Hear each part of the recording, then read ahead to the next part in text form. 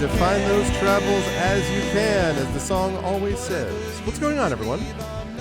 Welcome, Goglings, Gogorifics, Gog peoples of the world, unite. Welcome to a Tuesday stream. We are literally halfway through the month of August, which means, sadly, that summer is fleeting. It is continuing to move by, but the nice thing about that is that it will return next year. And of course, there's a lot of awesome things about fall, winter, and spring as well. And we still have a few weeks of summer left. It's not completely over. It is August 15th. It's about 10 minutes, I guess 12 minutes now after 12 p.m. Eastern. And welcome to episode 387 of Pen and Pixels. I am your host, Arvin Elleron. This is the show we do here on GOGcom's Twitch channel that focuses on story and narrative in games, and maybe a little too on the nose at the moment, since I'm playing a game called The Bookwalker, Thief of Tales. So in case you're like, I wonder what kind of game that refers to, well, here you go. And yeah, I am excited for this. It's been a few weeks since I've been able to get back to this. Last week, we played some Ghosts of Saltmarsh. Next week, we are playing some Talisman Adventures as we move into the final adventure of the Talisman Adventures campaign. So I'm excited about that. I'm excited to be continuing and then finishing up with Talisman Adventures. But I'm also excited to be finishing this. Now, I don't know if we're going to have this wrapped up today. My guess is that this is either one or two more sessions left based on what I've heard so far. And so we may be close to done. I mean, we are close to done. I just don't know if it's going to be today or the next time. After which, I'm going to be moving into the Solasta, the final Solasta DLC. And I'll be playing that for a while. And then I have no idea what I'm going to be playing after that. It completely depends on, I don't know, how I feel and what games are out there and what I want to think about. So yeah, but before we get there, a couple of quick reminders. If you haven't done so already, please follow us here on GOGcom's Twitch channel. If you haven't done so already, please make sure to subscribe to us here on GOGcom's Twitch channel, because that all is going to help us and support all of the streamers here. Plus, you get those awesome custom sub badges to use here, there, and everywhere across Twitch, DRM free, of course, so please consider doing that. And if you haven't done so already, please consider clicking through and checking out our individual channels and subsystems as well. I have a subathon coming up on my channel. I'm going to be announcing the date for that fairly soon. That's going to be coming up next month during the month of September, and some other things. So please consider checking out individually as well. Yes, our final DLC for now. That's true. It probably is the final DLC for now. My guess, though, is, Darth, that if they possibly can, my guess is that they're going to do Solasta 2 before doing another DLC. Because you got to remember, they've got all their community content for it as well. So they've got plenty of stuff to keep people busy on that game. My guess is what they're going to try to do, if they have the funding for it, is they're going to take what they've learned from Solasta 1, which is a lot of good things, I think, and then try to make improvements where they need to. Character model in particular needs help. The story needs help. They need the voice acting, I think, was a little up and down. Different things like that. So they'll make those adjustments, I think, for the last one. But in terms of an experience of playing it, especially in the combat realm, I think they just absolutely nailed it. So I really like Solasta, and I am looking forward to finishing up with that after we do some more Bookwalker Thief of Tales. So with that said, let me turn on that. What's going on, everyone? It is good to see you all. There's Twitch chat too. Wait, where's my, oh, there we go. I knew it existed there. So yeah, it's good to see you all. I hope everyone is doing well. I am on earlier today than normal because, as is usual, when I have my Shire Adventures stuff over on my channel, that has to start later on the channel. So I will be over on my channel today at 4 p.m. Eastern playing some Shire Adventures, which is a lot of fun if you like Dr. Tolkien's work, and if you're interested in Professor Tolkien's work, and if you're interested in some awesome tabletop roleplay and Hobbit shenanigans, you should definitely check that out today. And then Kilgore Trout will be with you much later today with some, I believe it's Strike Force Terra Nova, if I'm not mistaken. So that is the deal with that. Also, I have a little bit of cool news, which is, let me just switch over to this. Because of the generosity of one of my longtime viewers and mods, who is far too generous to me, check out what I've got right here. Look at that. What you see there is a new hard drive. So I had my Samsung SSD that I got from my gaming computer, and then I have like a storage one, which is like a regular sort of platter drive, like a typical platter drive thing right here. But this thing is starting to get a little full, despite the fact that it's all just games. I've had this for 3.5 years or something like that. So he sent me a new SSD hard drive. So I have installed it. It's Western Digital. I love Western Digital. And it's almost 2 terabytes free. So that should just about cover Starfield. I'm just joking. I'm a little bit terrified about how big Starfield's going to be. But in any case, so I have plenty of room now to be able to go on here. So it's, look at that. It's a pristine empty drive. This is where I have all of my various games and stuff right now because I tried to keep it all on one thing. And I haven't used the storage on this mostly because this is just my gaming drive. But now I have a WD Black SSD drive. So thank you very much to Dragon Spear. When Dragon Spear, if he pops in here, I'll be able to publicly call him out and thank him. But yes, I have done this, and I probably am going to need to get a better GPU, I think, in the next couple of months as well. I have an RX 580, which has been fine, but I think is maybe starting to show its age a touch. But my goal is to try to make, the great thing about having the gaming PC is my streaming PC remains as it is with my old reliable 1060, NVIDIA 1060 and all that, because it's just doing streaming and tabletop stuff. But when I do stuff that is more graphics intensive, then I have a PS5, I have an Intellivision, I have a Nintendo Switch, I have a Wii U, I have a Retron, I have things like that, all of which can plug into my AverMedia Dual Gamer Pro. And one of the ones that I have is this gaming PC. So it operates almost like a console in terms of how it's recognized by the computer, which makes it a lot easier without me having to figure out compatibility issues. Because as long as it runs on this computer, on the gaming computer, I can full screen it and do whatever. And all it's doing is sending out its signal, which is captured by my streaming PC. So also quick note, normally I would have these lights off, but it is quite overcast today in the northeastern U.S. And so there's a lot of rain and drizzle and stuff like that. So it's a good day to be inside playing games with all of you. So let's do it without any further ado.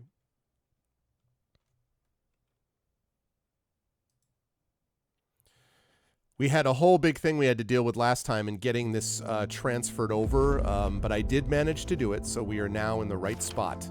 And now we are caught up with everything with Bookwalker, as we can see. Okay. Right, the Cornelius Paradox. I am still figuring stuff out. Cornelius's magic wand. Oh, yes, I'm still doing this Harry Potter-ish type thing. I did a lot of this last time, but there's more to be done.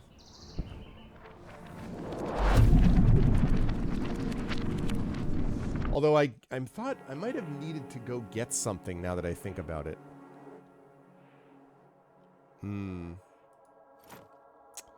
Yeah, now that I think about it, I think I needed to get something. But, oh man. How am I going to figure out... Is it journal? Is it map? Maybe it wasn't. Maybe I just... Okay. Pry off the lids with the coral bar. Easily pry the lid off. Aha! Stale bread and some mushrooms. Let's go.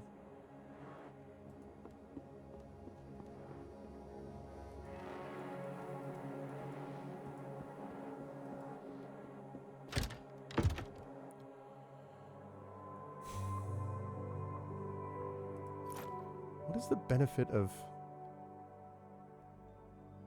I don't fully understand why. I don't remember what I was doing. I mean, I remember a little bit of it. Locked door with candles on it. Old ceiling trick. There should be candles to light. Okay. Find and light 5 candles. There's a candle there, isn't there?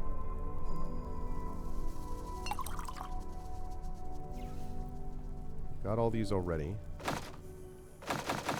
Oh, I need an empty bottle, and I don't have one. Right.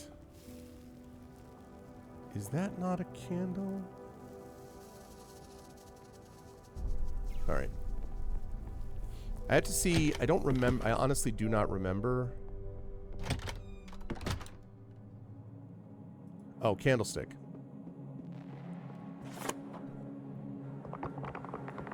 Ah ha ha! And the chest. Bottle of wine. Old notes. Students' names. Some are crossed out. That's troubling. I already got the guy a bottle of wine, though. Oh, man. I'm used to having to remember what it was I was doing in a tabletop game. I'm not as used to remembering in a video game when... Oh, man. Is there a... Let's see. Is it Mikhail? Hello, Mikhail. Lecture to start.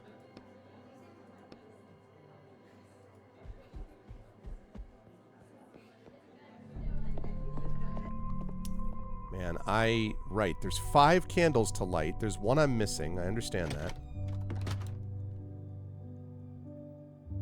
Okay, 1 candle, right. I lit that one.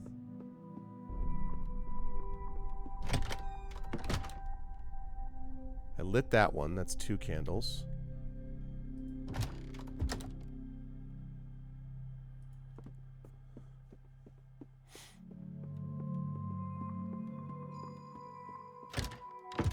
Okay. Is there a way I can... This is not going to open because I've only got 4. Yep.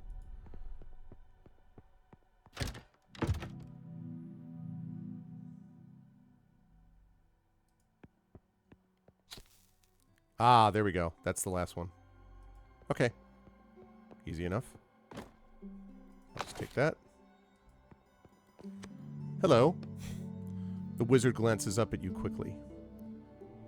You a teacher here? I teach the first years the sign alphabet, and I conduct my own research in my free time. What's that you have there? He pointed the strange device on his desk.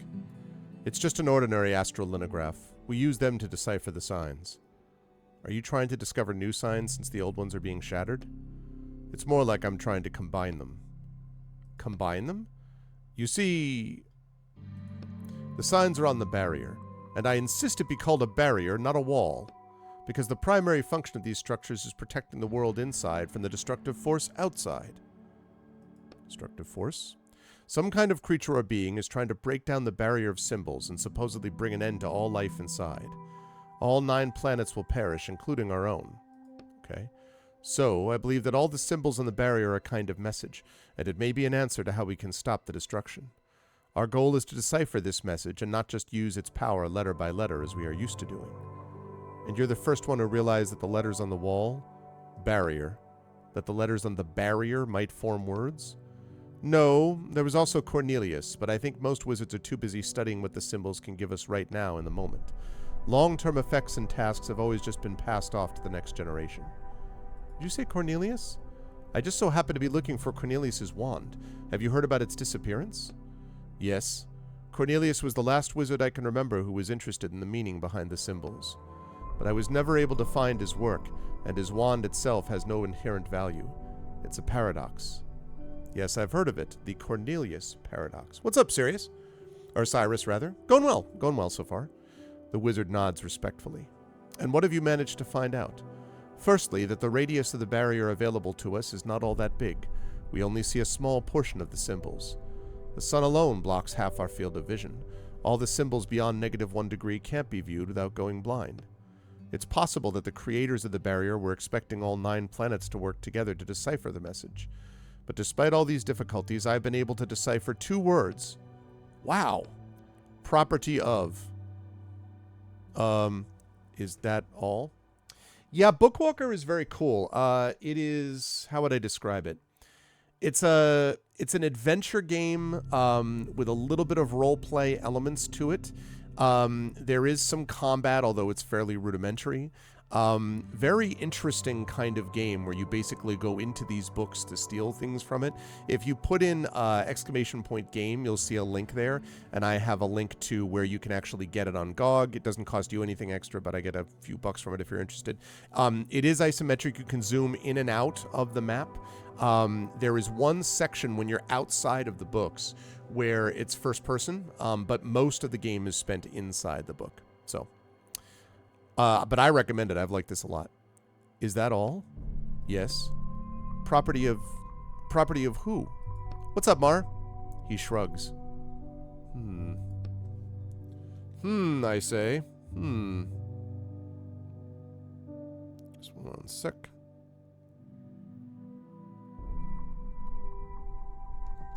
Okay.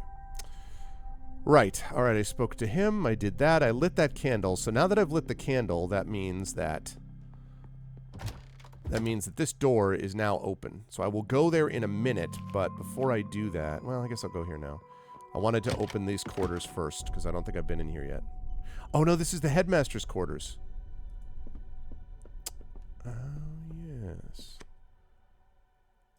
Right. Yes, that's right. I forgot about that. So I think I have done everything now, and I've lit all the candles, which means I should be able to get into that door. Yeah, I really enjoyed it a lot.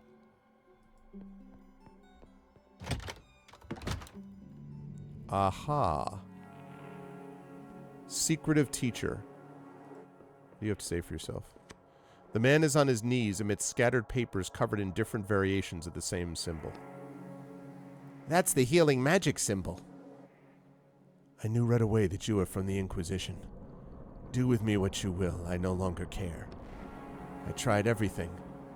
He sits down heavily on the floor and starts slowly balling up sheets of paper with scribbled writing all over them. I tried shifting the coordinates of the symbol by the lowest possible degree. That's 3 years in wizard jail. He picks up a new piece of paper. I tried using regeneration magic on the symbol. That was stupid. I admit I have no idea what I hoped would happen. He balls up the new paper. That's 1 year of community service. Damn it, I even tried to buy a wand with a healing spell inside it, but you can't find them anymore. That's 2 years of hard labor. The man raises his eyes to you, and you see that his face is literally covered in strange, painful-looking cracks. I never saw a disease like that in all my years of practice. Yeah, I've been playing it more over the last couple of months. Well, on and off because of different things, other things I've been doing. Sessions, probably 3 sessions or so. To Roderick. So you were a doctor? I believe so. The man notices your janitor ID badge and freezes. Wait a minute. You're not from the Inquisition? No. Then just who in the hell are you? Your daughter's worried about you. She asked me to check on you and see how you were. And judging by all this, you're not great. Yes, you're right. Out of all the damn symbols out there, the one that was keeping me alive was shattered. Do you need help? There's no use. He clenches his teeth and convulsions pass through his body. What's wrong with you?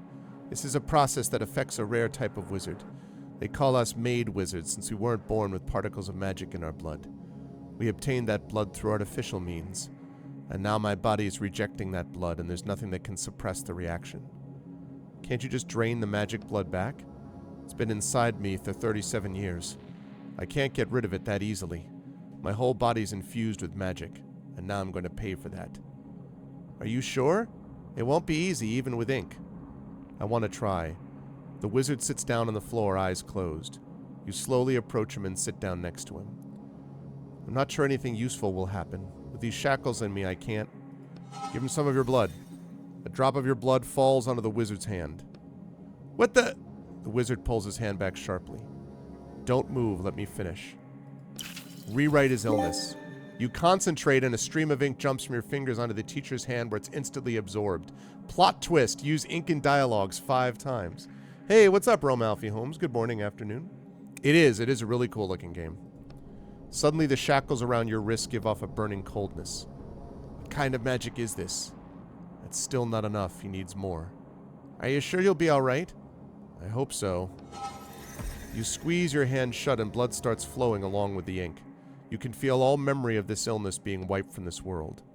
The cold emanating from your shackles is becoming unbearable, but you're finished now. What did you do to me?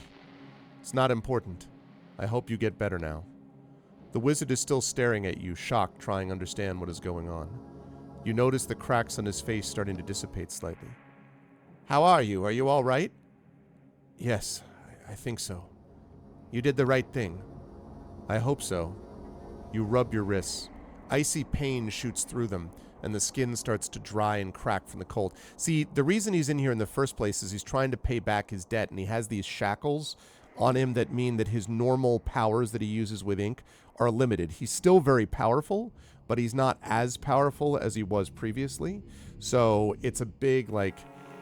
And I'm glad I had enough health and ink to do it, because I imagine that's going to help. I can get this back easily. First of all, Let's get some bread. Oh, yeah. That's what I'm talking about. And I don't need to restore my ink right now. I think I got plenty of ink areas, though. I could restore. You know what? I am. I have another bottle left anyway, so... I don't know what you did, but I feel different.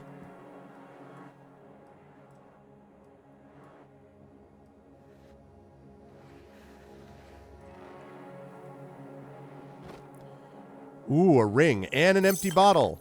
Let's go. That empty bottle is where I can put more ink into. Okay, and now I can go tell his daughter that I helped him out. And hopefully that means she will be able to tell me where Cornelius's wand is. And I'm trying to find Cornelius's wand because that's what I'm trying to steal from this book. Okay.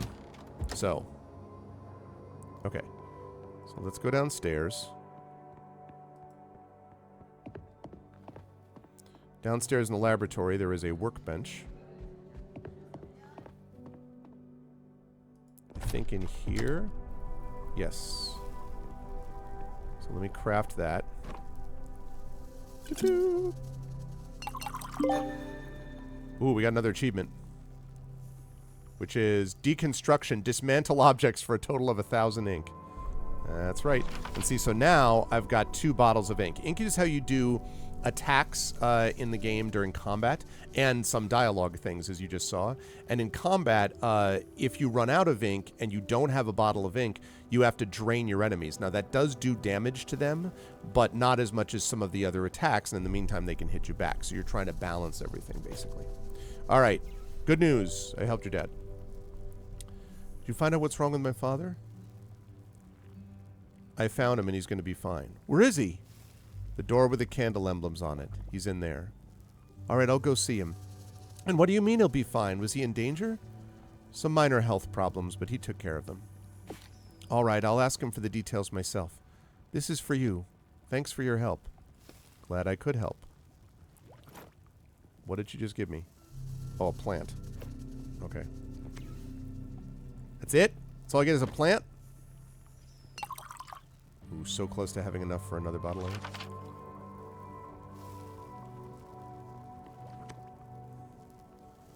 All right, well, so now I'm kind of stuck. I don't really know where to go now.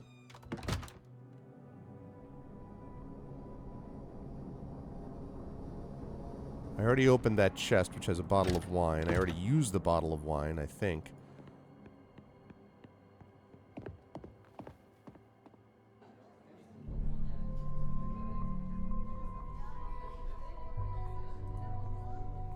Two students are whispering excitedly to each other in the middle of the main hall. Did you hear? They found the wand thief up in the attic. Who was it? I don't know. I think it was one of the students. Both the headmasters are up there now. Did you hear that? Let's get it to the attic quickly.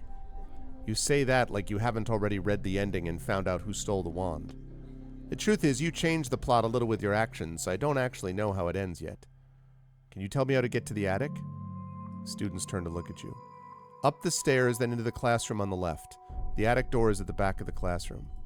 Let's go. All right. They tell me twice. Go up here. Classroom on the left.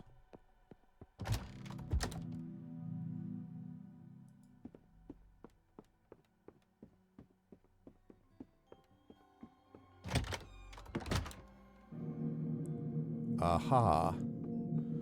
The attic, I presume.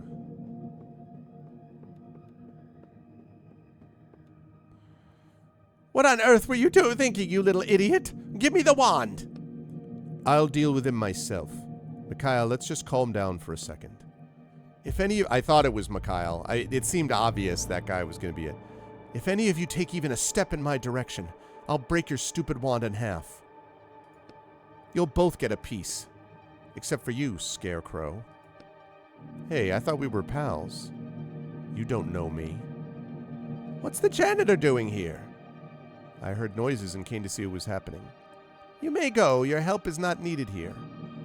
I think I'll stay. Fine, then. Those boxes back there are quite dusty. Get to work. I'm not a janitor. Who are you, then? A plumber? Oh, yes. So you hear about that clogged toilet? I'm a writer. You stand up straight and fix the hair on your head. Who? I'm here for Cornelius's wand. Another one? Why do you want it? Someone's going to pay me well for it. Ah! Hold on. When you say they'll pay you well, how much is that? Shut up. I have the wand, and I'm the one who decides what will happen to it. All right, all right. I was planning on deciding its fate quietly by myself. But now you're involved. Hang on, I understand us three, but why do you even want it? None of your business. Stay where you are. Let's just calm down and... Nobody move! Whoa. The old man suddenly pulls a revolver out from under his robe and starts waving it around in all directions. Suddenly gun? What? Either you give me back the wand, you little cretin, or you'll be sorry. Oh, damn. Where the hell did you get a gun? Claps his hands to his head. Calm down, just calm down. I thought you were opposed to technology, old man. Give it to me! He reaches out for the wand, keeping the revolver aimed. You quickly take the revolver from his grasp. Mikhail flinches, expecting you to attack him too. Stop waving that thing in my face. Hey, give that back! Mikhail bends Cornelius's wand enough for it to crack slightly. At the same time, you hear an echoing noise ringing out from somewhere up above. Everyone freezes. You think this is a joke? I'm so sick of your sniveling. And your panicking. You little... And your weird head. Frowny face. There's no more magic. We all realized that long ago, so stop clinging to the illusion that it's still around. I know why you care about this wand so much, old man. But it's time to move on. Stop being indecisive. Stop living in the past. And stop lying. Any last words from you three? You're going to regret this. Who do you think you are, you brat? Mikhail turns his gaze to the new headmaster. I understand how you feel, and I also want to move forward. But can't we find a way that doesn't involve breaking wands?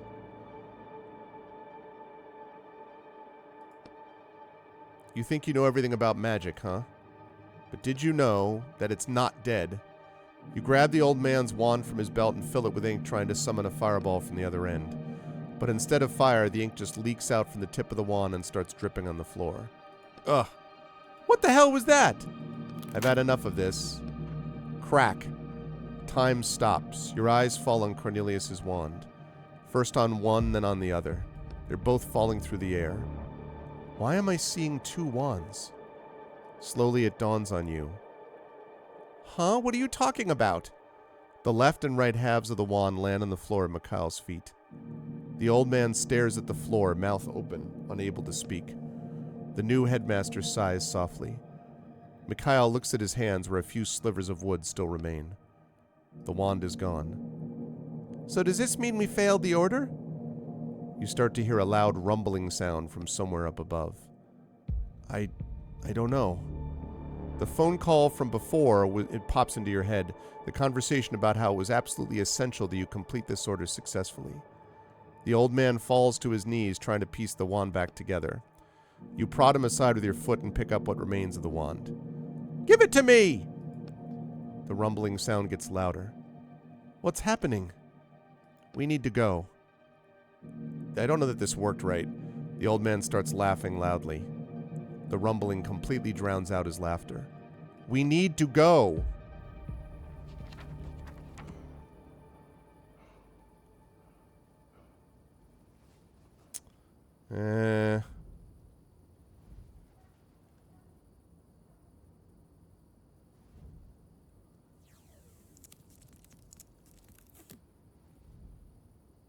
Great.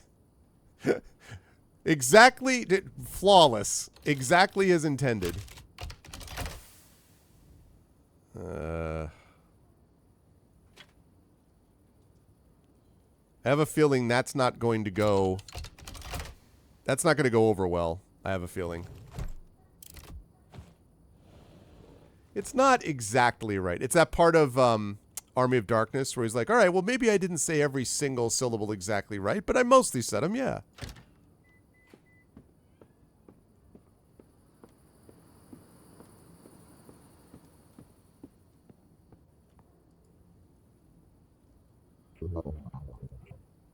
Ish.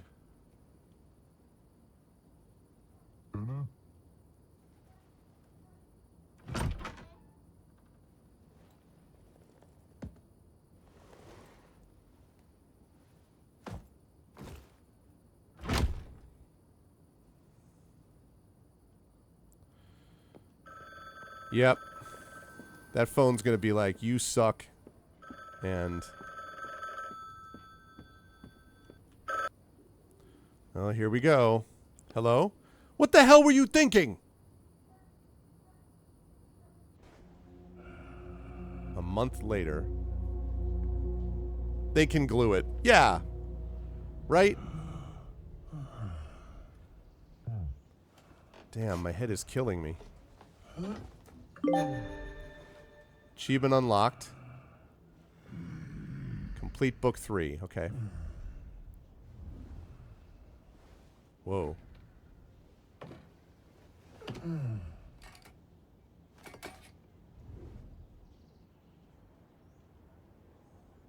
The heck is this?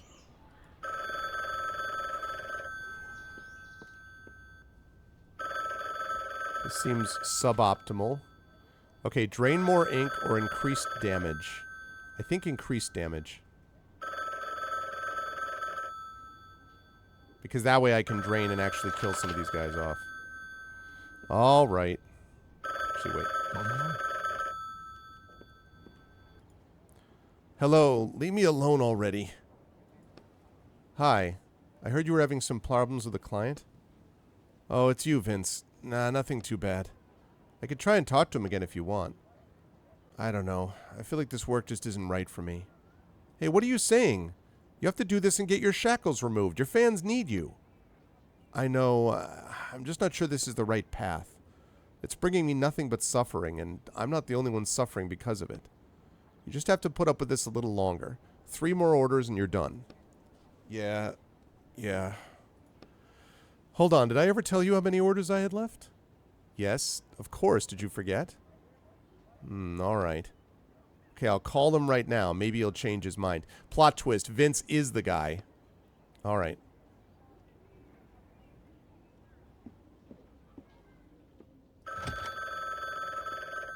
That was quick. This is not the time to take a shower. Carl Martin is selling his share in the independent publishing agency HRMNY and investing in a large share of Morok Publishing Agency. Initial information states that Mr. Martin is entertaining the possibility of joining a more major and stable player with successful and high potential projects. It was reported that the entrepreneur met with the Morok board of directors today. Hello? Fine. I want to give you one more chance. You? I'm ready. Of course you're ready, you absolute moron. You're always ready. Yeah, just a bit, Cyrus. You failed me before, and it's most unlike me to give you another chance. I still haven't gotten over your mishap with the wand, but I think we can come to a compromise. A compromise? It's not an easy job, and several of my guys ran into trouble there. I had to pull them out. They're not expendable, but you'd be perfect for this job. Judging by what you do in your spare time, you don't have much of a choice. So get going. The order is at your door. Just try not to die. How do you know what I do in my spare time? Hangs up. Fine. There's the new order.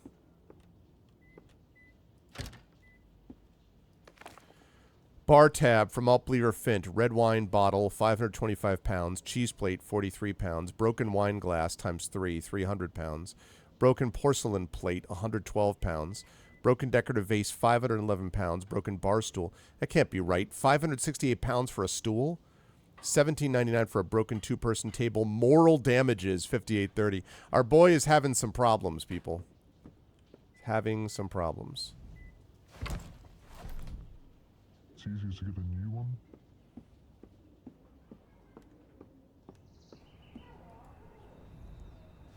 Let's see what we got.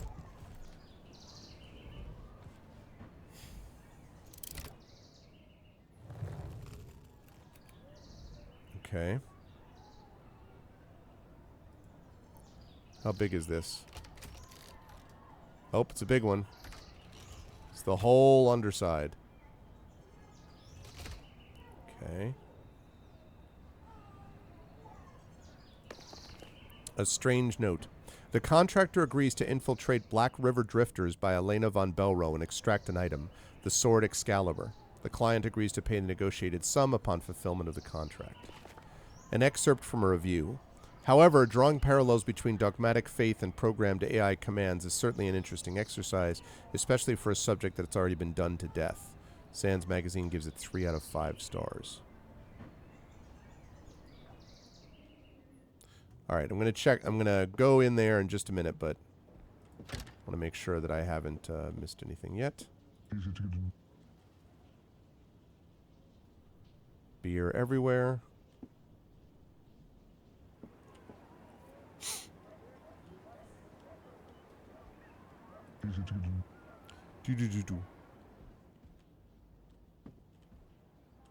Guy really likes cacti.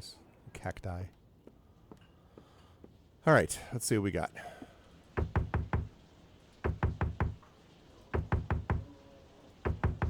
I'm saying, you know it. Gotta break it. That's what I'm talking. 15 now. You know it. Okay.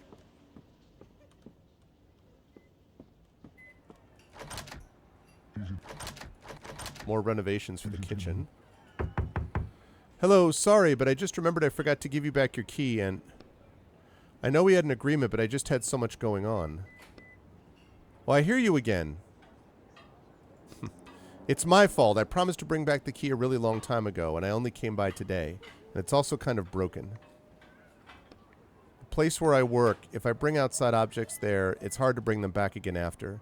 They sort of change, and when I come back here, they dissolve. I knew he was a no-good drug addict. Do you hear me, child? I told you, that writer, he's a drug addict. Can't wait to move away from here. Welp. The drug addict writer. That's not a standard trope at all.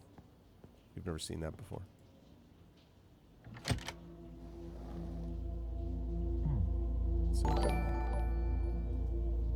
Ah, Inanda with the raid. Also, we have an achievement unlocked again. I got a lot of achievements today. Secrets Beneath. Access the abandoned apartment on the first floor. Hi, Ananda. Good to see Ananda. What is going on? Of course, member in good standing of the D&D with GOG Ghosts of Saltmarsh crew. Hello, Pixelated Geek. Hello, Raiders. Bathroom is boarded up. Welcome to Bookwalker, Thief of Tales. A blank book. My neighbor tried to start writing it.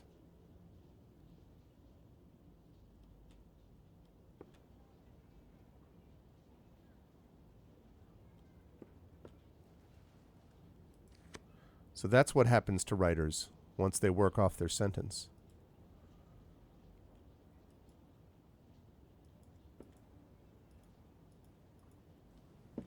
What happens? They get put into boxes?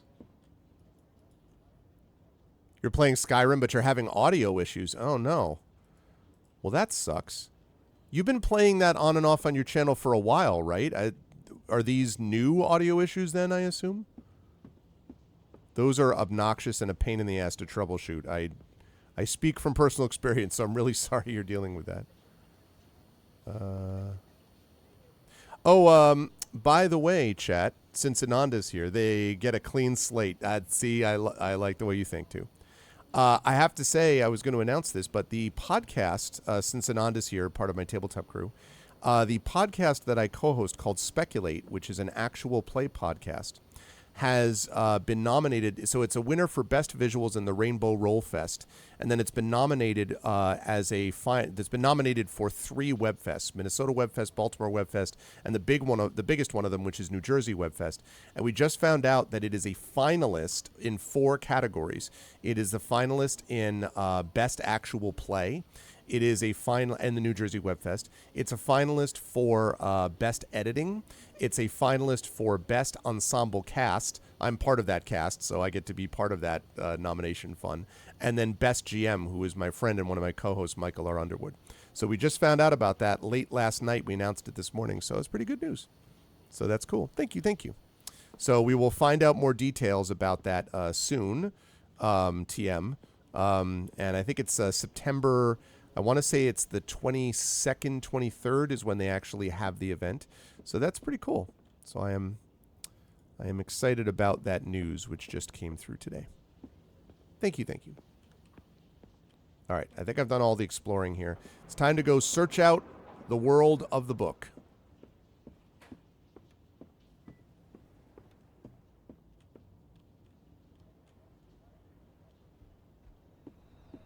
Here we go. Oh, totally understand that. Go take care of River. And thank you for the raid, Anand. I appreciate it.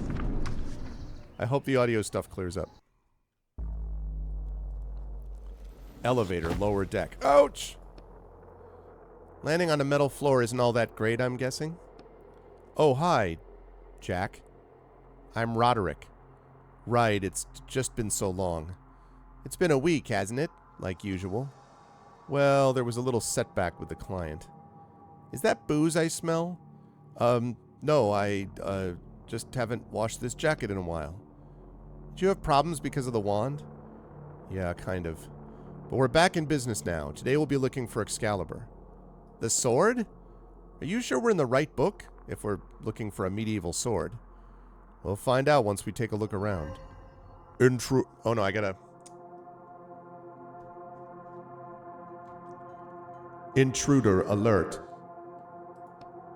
Identify yourself, or you will be punished by the might of the Seekers of the Worthy. The voice is coming from a strange face on the wall that peeks out from the cables like a spider in its web. Etienne? Etienne, I shall hear the will of the worthy and decide your fate. Have patience. What the hell is going on?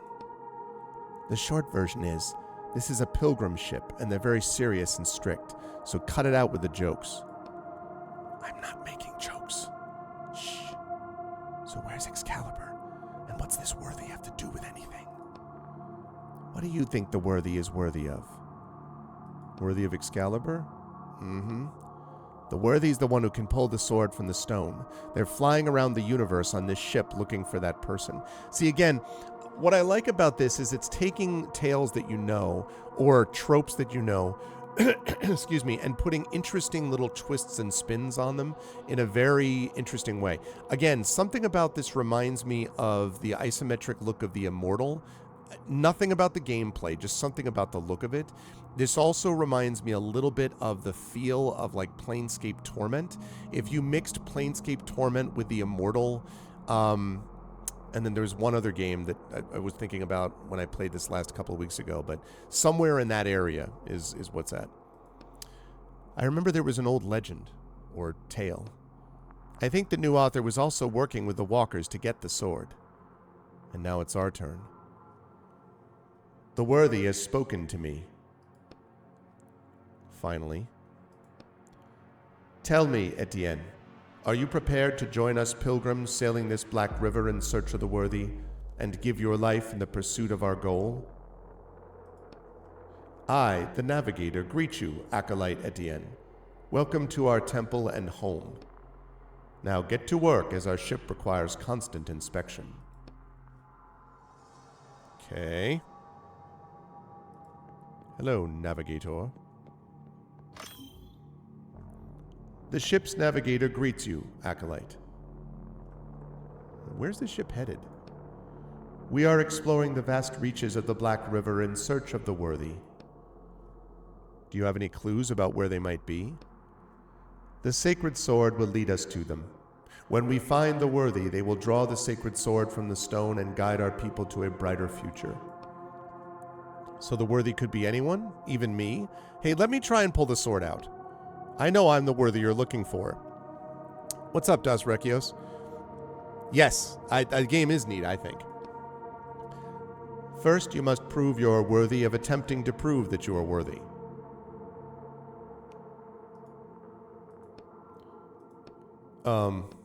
Study truths, inspect the machinery, and help your brothers.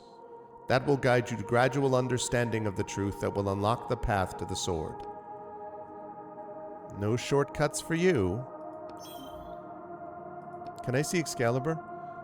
We cannot even discuss the sacred sword on the lower level of the ship. It is the most unholy part of our vessel. So how do I get up higher?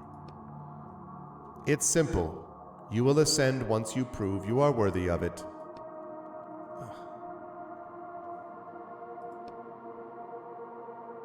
Okay, so I'm guessing this is not going to bring me up right now. 2 sliding doors to the control panel to the right of them. This looks like the elevator that connects the different ship decks. Want to go up? Panel beeps indignantly. Acolyte Etienne, step away from the ascension shaft. You must prove your faith through labor on this deck. Damn. Guess we're stuck here at the bottom. Yes, mostly. It's isometric. I would call it more of an isometric point and click combined with RPG-ish elements, because there are RPG elements. You can level up your character a little bit. There is some rudimentary combat. You have an inventory and stuff like that. So there are some elements of that, but there are a lot of point and click parts of it too. There is about, I would say, 15% of the game or so, which takes place in the outside of the books, in the real world, in quotes. And that is first person. But most of this takes place in this kind of isometric environment. And if you want to know more, by the way, typing an exclamation point game will allow you to get a link to where you can get this from GOG.com. I don't think it's expensive. I don't remember what it costs right now. But if you use that, I actually get a few bucks sent my way, but it doesn't cost you anything extra. To the cells or the cooling system. All right, let's go to the cells first. Start very low and work our way up. Locked door. The door is locked cell A. There's a slot for an access card next to it. Okay, I need access card for A. Cell B, I need card B. Repair module. Some kind of device. A message appears on the screen. Brother, place the broken object in the slot and it will be restored to its former appearance. Push the synthesis button. An object creation menu appears on the screen. Synthesize objects. Ah, okay. Crafting. So I need... this is interesting. There's always a workbench in these things. Here it's obviously a futuristic thing. So this space multi-tool, I need a bunch of silver bars, and I don't have any of those yet. In fact, when you enter a new book, you have nothing in inventory right now. So that'll be useful for later. Cell C, I don't have that card yet. I'm going to guess this is D, and I don't have that either, right? Yep. What about the engine room? Okay, it's the cooling system. Hang on, what's that sound? What sound? Watch out! Damn. Acolyte Samsa, begin repairs immediately in the name of the worthy. Oh, elder brother, I cannot. What is your reason, Acolyte Samsa? I need help. You still have your limbs. That means you are able to do the repairs. I cannot stand. Is something pinning you down, Acolyte Samsa? I must have internal injuries. My ribs. I understand. You have lost faith in the worthy. Oh my God. This is a delightful book. May you not fear the disillusioned on your path. Remove them from your brotherhood. No, I cannot. My ribs. 2 steps bring you close to the wounded man. The acolyte's eyes are full of an animalistic fear as he stares at a spot near the ceiling. Get his suit off. We need to assess his injuries quickly. Yes, right away. A bright red beam shoots out of nowhere, leaving a glowing glare on your retinas. When you manage to blink it away, you see Acolyte Samsa's unmoving body has a clean hole burned through the back of his head. Jesus! What the hell? Acolyte Etienne, begin repairs immediately in the name of the worthy. Who's that? An acolyte who loses faith in the worthy and in our mission can no longer be part of the crew. You look at the panel by the ceiling that the beam came from, and your hands instinctively reach for the back of your head. Yeah, we should probably hurry with those repairs. Good God. Poor guy. You examine the body, trying to avoid looking at the head wound. You don't notice anything of interest. There's something in his hand. Huh? You unclench the dead man's hand and see an electronic access card. Unfortunately, the explosion damaged it, too. You take the still warm, partially melted access card. Why is all the equipment decorated with these patterns?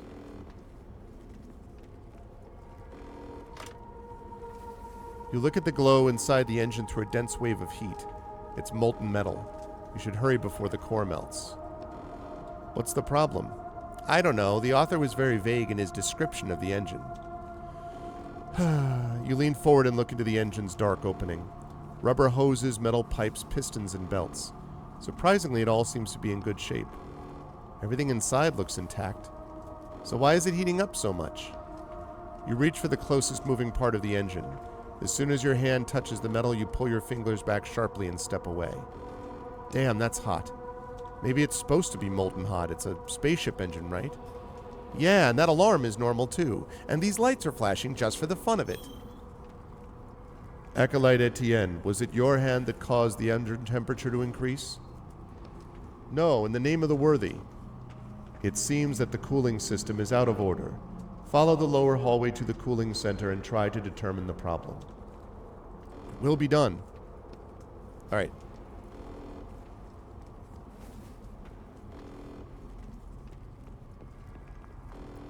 What's up, Dragon Spear? Playing a horror game. I know, right? Ooh, good. I needed all of that.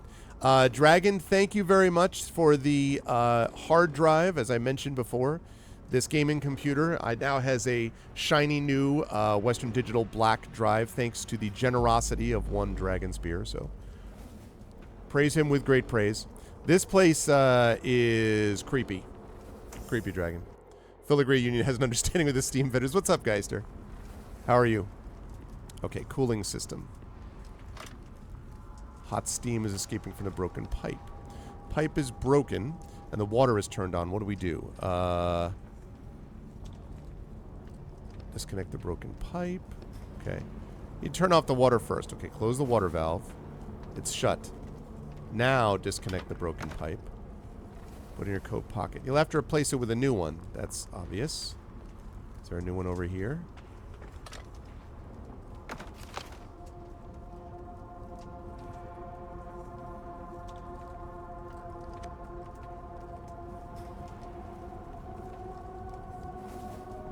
Okay, I'm going to need to craft one of these deals. Yeah. No, on today, because I've got Shire Adventures later today. Could just slave the drive. Yeah. It's true. I could do that. All right. Put the broken pipe. First of all, put the burn access card. Completely restored access card for slot A. All right, we'll deal with that in a minute. Put the broken pipe inside.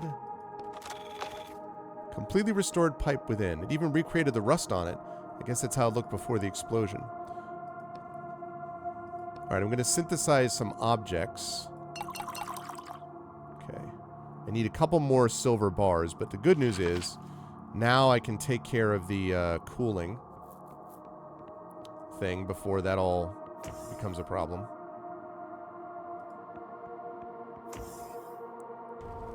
Alright, so now... Okay, connect the repaired pipe. Pipe fits perfectly. Is that everything? Not quite. Check the equipment again. Maybe we're missing something. Open the water valve. The water's flowing. It worked. Let's go take another look at the engine now.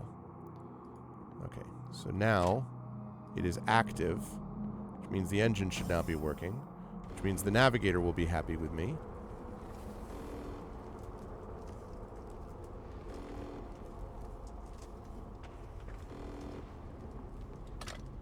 Cooling system is steadily pumping the ice mixture through the pipes. The engine isn't radiating heat like before. You can even touch the outer panels with your bare hand. We fixed the cooling system, but it looks like that wasn't enough. Maybe there's some kind of button we need to push? You inspect the device with an experienced eye, but you don't see anything that even looks like a control panel, button, lever, or ignition keyhole. In the name of the worthy, I ask you to start the engine. It is not to me you should direct your prayers, Acolyte Etienne, but to the worthy, I am just their servant. Worthy, I pray start the engine. You clearly have not managed to learn the holy litanies yet, so I will help you, newcomer. Repeat after me. By the will of the worthy, I pray for the flame to obey my will and activate this mechanism. By the will of the worthy, I pray for the flame to obey my will and activate this mechanism. Something inside the engine starts rumbling discontentedly, gaining momentum. Suddenly, a shrill noise fills the room. Acolyte Etienne, you do not have enough faith. Oh, come on. My faith is stronger than ever. I believe in the worthy with my whole heart, my whole soul, with every cell in my body, I believe. Suddenly, a compartment opens on the side of the engine, and with a soft hiss and a cloud of white steam, an empty compartment designed to hold a cylindrical flask appears. I speak of something else. Place a full vessel of faith in the compartment so that our temple may continue its journey. Is that some kind of fuel? Faith? Yeah, it's something like fuel around here. Let's go look around. Maybe we can find somewhere to siphon some of this faith. Okay, well, cell block A I have access to, and I didn't have access to it before, so...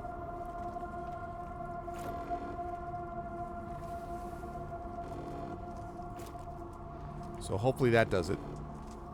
Are we in Warhammer? I know, right? We're on a pilgrim ship looking for the one who can take the sword out for Excalibur. And we're trying to get the sword Excalibur. Access granted.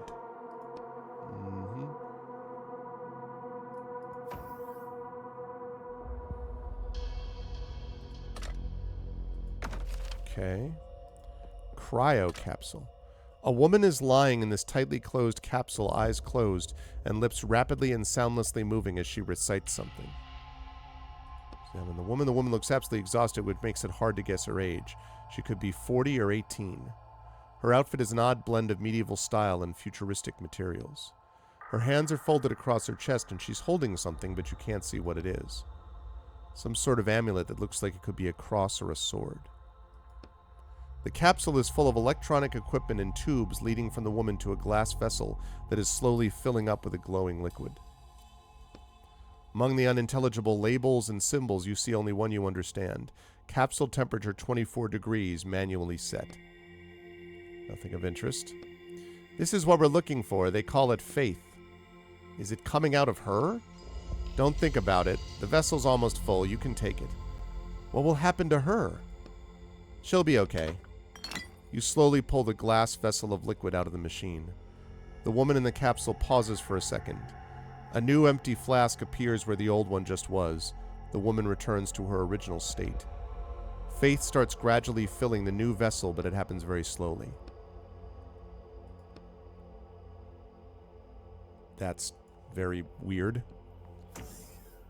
Okay.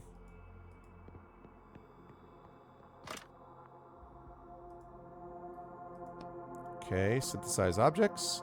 Space multi-tool! Yay! Let's go. Don't have enough to make a bottle of ink yet, but... Alright, we brought faith. So now... we can go over to the engine. Put in the thing of faith. Because you get to have faith. Faith. Baby! The flask fits perfectly in the compartment. You push down a little harder and it gently settles deeper into the machine. As soon as you take your hand out, a thick round hatch cover slides over the compartment. Do you remember how it went? Something about flame and mechanism. Oh, and don't forget the worthy. We just find that part. By the will of the worthy, I pray for the flame to obey my will and activate this mechanism.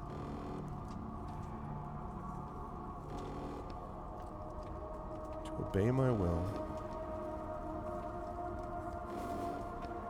Activate this mechanism.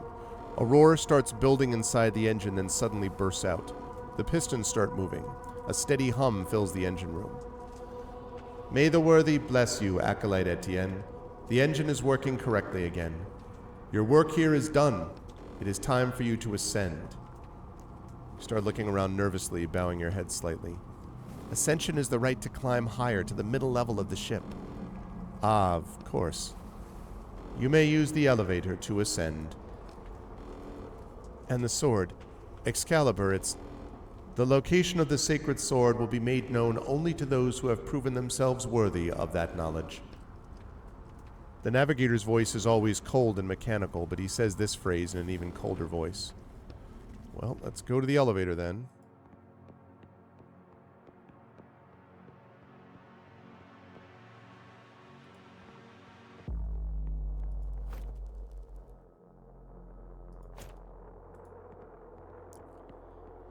Okay, to the elevator.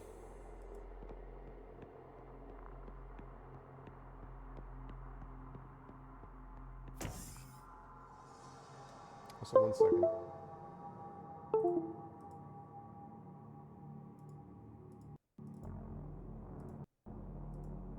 Okay. All right, here we go. Time to ascend. Do you wish to ascend to the middle level, brother? Yes, I do.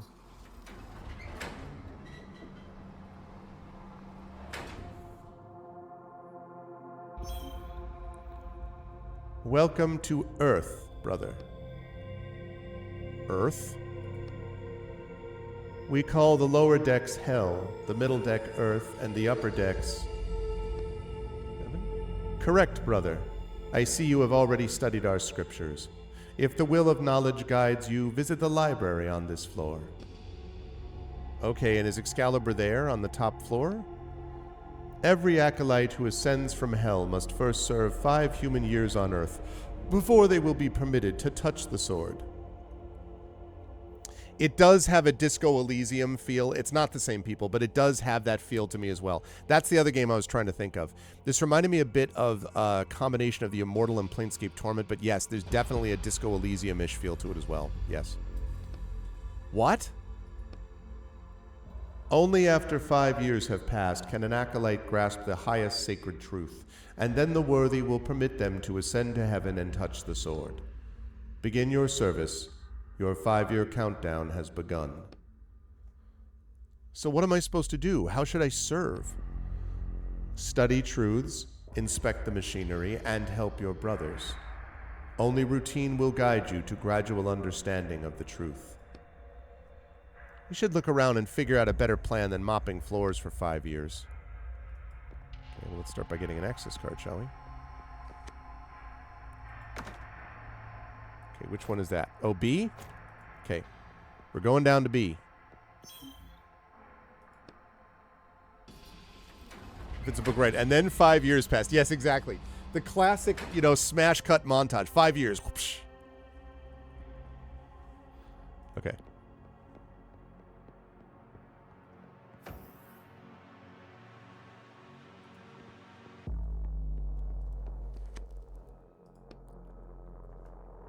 Unknown error. Access denied. What? Can I repair it?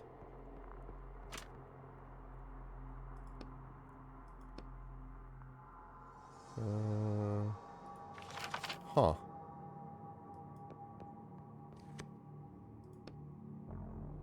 Odd. Okay. So I'm going to have to come back later on. Yeah. Yeah, sometimes, especially when the impression you get is that in that time is actually the interesting stuff happening. I can think of a pretty prominent novel where the interesting stuff is passed over with like references to this thing happened and this thing happened and this thing happened, but I will pass over that because of this other thing. And it's like, okay. Okay, we've got the cabins, we've got the library, and the round table room. Ah, I see. All right, let's go to the library first. Whoa. Fortunately.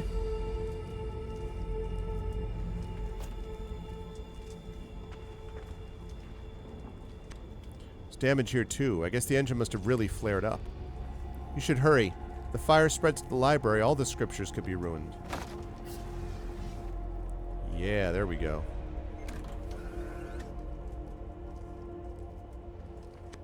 Hatch won't open.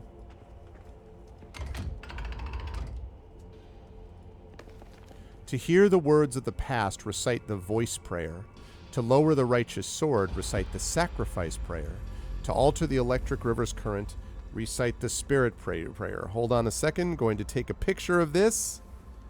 so that I can do that when inevitably it asks me about it any moment, which is clearly going to happen.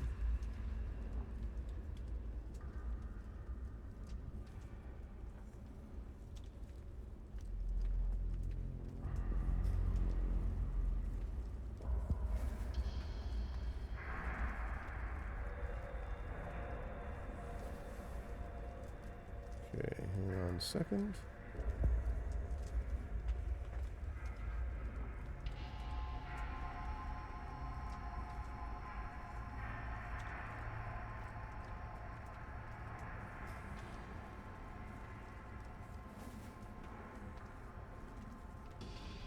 All right, I got the info I need. Recite the left-hand rule. Yeah. Oh, I have the believer's note anyway. Oh, okay, well. Compartment. Capsule is stuck, but you see a twisted chunk of metal keeping it from opening. If only you had some kind of tool. Like the multi-tool. You find something on the multi-tool that kind of looks like a screwdriver and use it as a lever to move the piece of metal.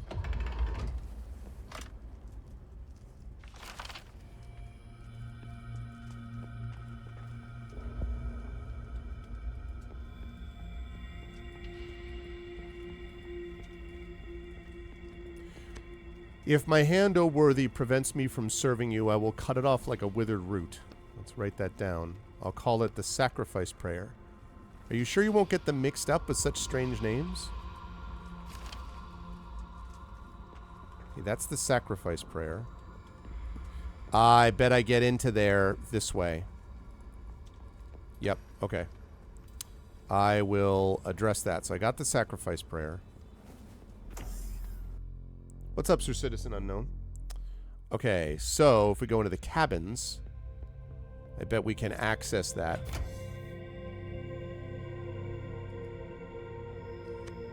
Another slot for faith. I thought they only needed it on the lower level. Faith is what moves our ship forward. Without it, the search for the worthy would be impossible. It is needed on each deck of the ship, as well as in each stage of our lives. I'm going to need a flask of faith. Let's find out what this prayer says first. Prayers carved into the wall in Gothic script. May strength fill the part of my body that you require most of all, O worthy. Okay, that should be easy to remember. I'll write it down. I'll call it the Spirit Prayer. Put the note in your pocket. Insufficient energy. Okay, these are all have insufficient energy. But the restroom does not.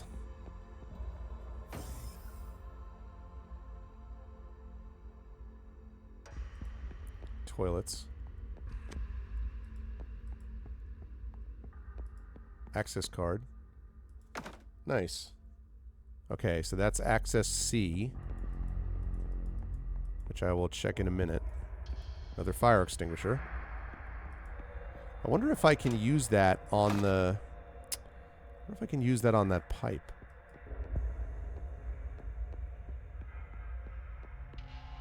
I thought I was going to have to sneak past there. To do that, I would need to get into the armory. Although, actually, now that I think of it, faith might energize these other doors. So I may need to do that. Yeah, I'll bet I'm going to need to do that. Okay. Let me just quickly see if I can put out the fire back there, but I'm sure that's what it is. Also, I want to look in this round table room. Okay, so, like, do I have access point to a fire? I do not. That thing over there is going to be the thing that lets me go through. Okay, that's fine.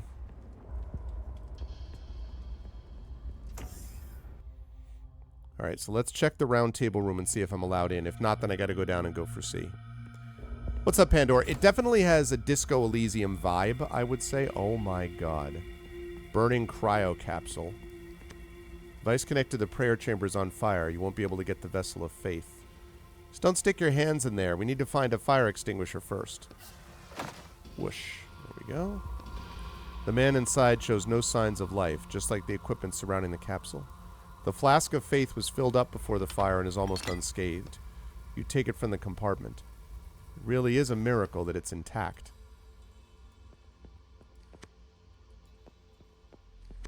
Chamber is empty. Youngest crew member you've seen so far is writhing in pain inside the chamber. The panel showing his vitals is blinking red, as is the panel showing the temperature inside the capsule. Looks like the chamber overheated. We should cool it down so that guy doesn't die. The side panel, you notice the thermometer is set automatically. It says controlled by the navigator. Use ice to cool the chamber down. Hey, could you lower this guy's temperature a little? He's about to burn alive. My data shows that the capsule is currently at optimal temperature. Gonna need to get some ice. Elderly woman, she's dead. The flask that usually holds faith is empty.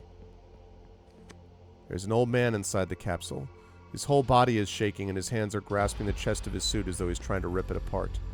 There's a phrase flashing on the panel: heart failure, stabilizer injection required. His flask of faith is filled to the brim. I need to get some stuff to help these people. Dead man lies motionless in the capsule. The flask of faith next to the capsule is completely empty. Looks like the crew started to lose faith in their mission. Wake Up brings you out of the book into the first-person real world, Dragon, and sometimes you have stuff you need to bring back into the book. There's so many years of fruitless wandering, I'm not surprised. All right, let's move on. Wait a second, look what he's holding. You open the capsule, and as stream escapes, you can see the dead man's hands are grasping a tape reel. Should listen and see what's on there. Interesting. I would need a tape player, though. There's a whole bunch of stuff that I can do. Okay, there's that. And that. Okay. So I need ice and I need a syringe. Actually, wait.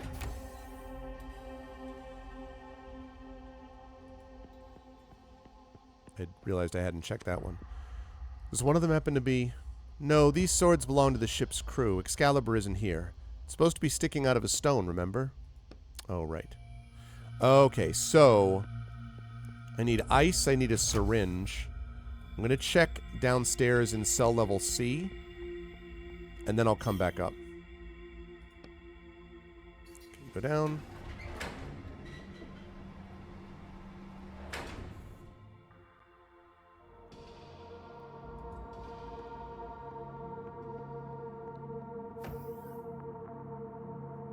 Now, B gave me an access denied thing. Access granted. Whoa. Okay, we got rope. We got a bunch of stuff.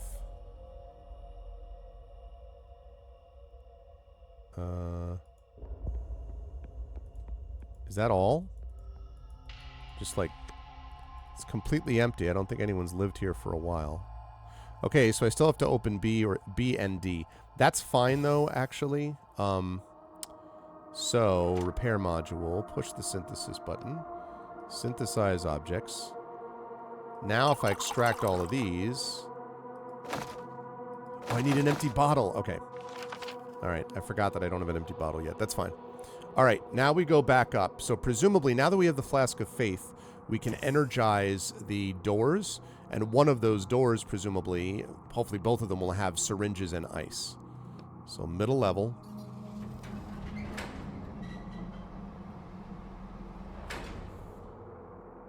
You can't, no, I don't think you can hold down, like, if you hold tab, it just opens the inventory. I wish you could. That would make it a little easier, although it's not a big deal, because it's not like there's a billion things to sort of highlight, but... nonetheless. Okay, let's put that Flask of Faith in there. You must say a prayer. Speak your request to the worthy. Your desire, Acolyte, has no higher meaning. All that we mortals can do is send our requests and prayers to the worthy. If they hear them and answer, we can receive what we desire. Okay, worthy, I pray to you, turn this on. Icy steam sprays you from an opening in the floor. Ow! Enclose your request in the correct prayer. Only then will the worthy hear it. Do you know anything about this? There's a bunch of different prayers here. I saw some on the wall, so we should go find the right one and open this device. Okay, I will do that in a minute. I want to see what these prayers are. So, To lower the righteous sword, recite the sacrifice prayer. To alter the electric river's current. Okay, so we need the spirit prayer. And the spirit prayer is, may strength fill the part of my body that you require most of all. Okay, may strength fill the part of my body. The worthy has heard your prayer. I will give you their answer soon. Let me do alt. I actually didn't try alt and control. The worthy only talks to you. Why can't I hear the answer straight from them? You asked the wrong questions, Acolyte. You must ask why you are not yet worthy of a direct conversation with the worthy. Worthy of the worthy. Does the author know what a tautology is? In any case, I specifically was created in a supposed image of the worthy, and therefore I receive signals from them. You were created? I thought you were human. The worthy has declared their will. You may activate the device. Indicators and messages start to light up. Thank you, O worthy. Warning, insufficient energy, limited functionality available. Study the figures. These are the energy usage statistics. It looks like the navigator requires almost 70% of the total energy. How much you want to bet the navigators have been taking all their stuff? Him needing so much is forcing them to fly slower than they had originally planned. I guess he's just that important. What compartment shall I activate for you, Acolyte? Let's unlock the infirmary. Infirmary compartment is not receiving the required amount of energy. No access. We need to reduce the ship's energy consumption. Let's go figure out how we can do that. The kitchen compartment is receiving the required amount of energy. Access granted. Okay, so we start with the kitchen. Oh, right, and I was going to do Control, Alt, Space. Yeah, none of them highlight, unfortunately. That'd be a good thing to add, actually, if I were the dev. There's my empty bottle. Now I'm going to be able to use, make some ink for myself. Take all. We finally got some health things. That'll be useful, or could be useful in here. Frozen. Now, I need that ice to cool off that thing. Huge metal door frozen shut at floor level. That looks like a freezer. You pull on the cold handle with all your strength. No results. Yeah, that's not going to work. Maybe there's a knife somewhere in the kitchen. A knife? Are you joking? You need a sledgehammer and a chisel to break this ice. Or an ice pick. Sure, there must be an ice pick around here, right? For all that space ice climbing they do. It doesn't have to be an actual ice pick, but there must be some kind of similar tool here. I don't see anything in the text. Maybe you should ask your neighbor. I think my neighbors all hate me now, but I'll try. Okay, time to wake up and go find an ice pick. The thing is, I never return the stuff to my neighbors that I say I will, but...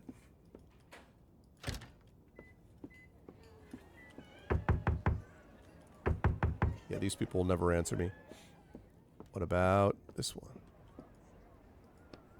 Slow tramping. Who's there? It's Etienne. Who? Etienne, your neighbor. I see. I'm looking for a pickaxe. Do you happen to have one? A pickaxe? What the hell is going on in your apartment? Renovations. More renovations. And where's my sledgehammer anyway? And my shovel? They're fine. I'm knocking down a wall and your sledgehammer got stuck in it. I borrowed your shovel to dig it out, but the shovel got stuck too. This sounds about right for actually asking questions of neighbors.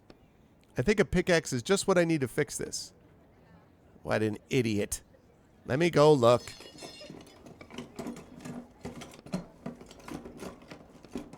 Here, just remember to bring it back. Thank you. Yeah, buddy.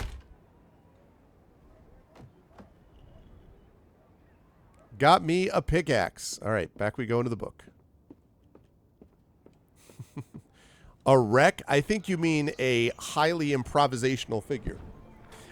You know, there's always like the one dude who has all of the extra tools. I've got like a hoe, I've got a rake, I've got a this, I got a that. Raise the pickaxe over your head. Okay, here goes.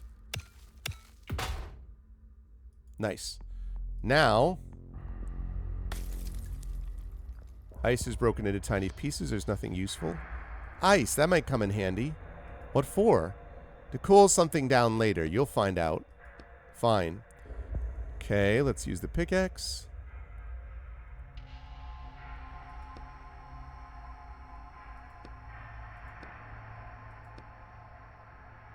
Measured swing, you raise and drop in the ice block. There we go.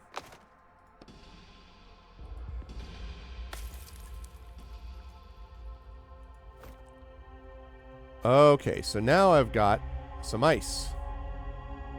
Ice chips. Okay, I don't want them to melt, so I'm going to go run and take care of that situation right now. Now I can go help the dude who is burning up. I don't have a problem, but you do have a cowbell. Do. Explore the space.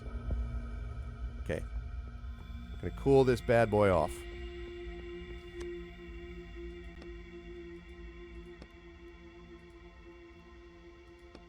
You pour ice on the capsule. The ice sizzles, then quickly starts melting. The temperature slowly starts to fall, and as soon as it reaches a normal range, you open the capsule. The man's eyes are still closed, but at least you saved him from suffocating in that heat. Should we leave him like this? Yeah, let him get a little fresh air. Take the flask.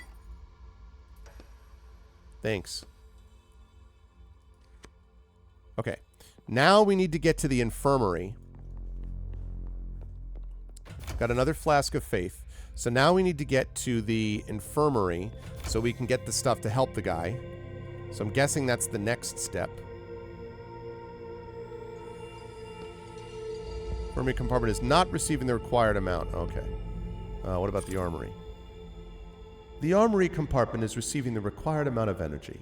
Access granted. Okay. Now we go into the armory. So, container first. I'll take those. Ship's cannon. Let me see. The panel is inside a decorative metal frame with a floral motif. How does it turn on? Maybe it runs on Faith 2? You look under the panel and see a familiar empty compartment designed to fit a flask of Faith. Damn it. Fine. Finger slowly reaches towards the velvety-looking black surface of the control panel screen. Sure that's a good idea? The tip of your finger slides across the screen. For the first second, it seems like nothing's happening, but the next second, a substantial static shock runs through your finger. Ow! As soon as you pull your finger away, a message appears on the screen. Insufficient faith. See, I don't want to use faith yet. Okay, ventilation shaft I'll take care of in a minute. Another prayer. And the voices of their disciples will resound along the Black River, from shore to shore, from source to mouth. Let's write that down. I'll call it the voice prayer. Okay, so now I have all three prayers. Not going to touch the beams. But I bet that ventilation shaft will give me access to this. Yep. Take all. Take all of those. Part of a note. It underlines the fact that there was a sharp increase of suicides on Earth after our crew took Excalibur off the planet. Interesting.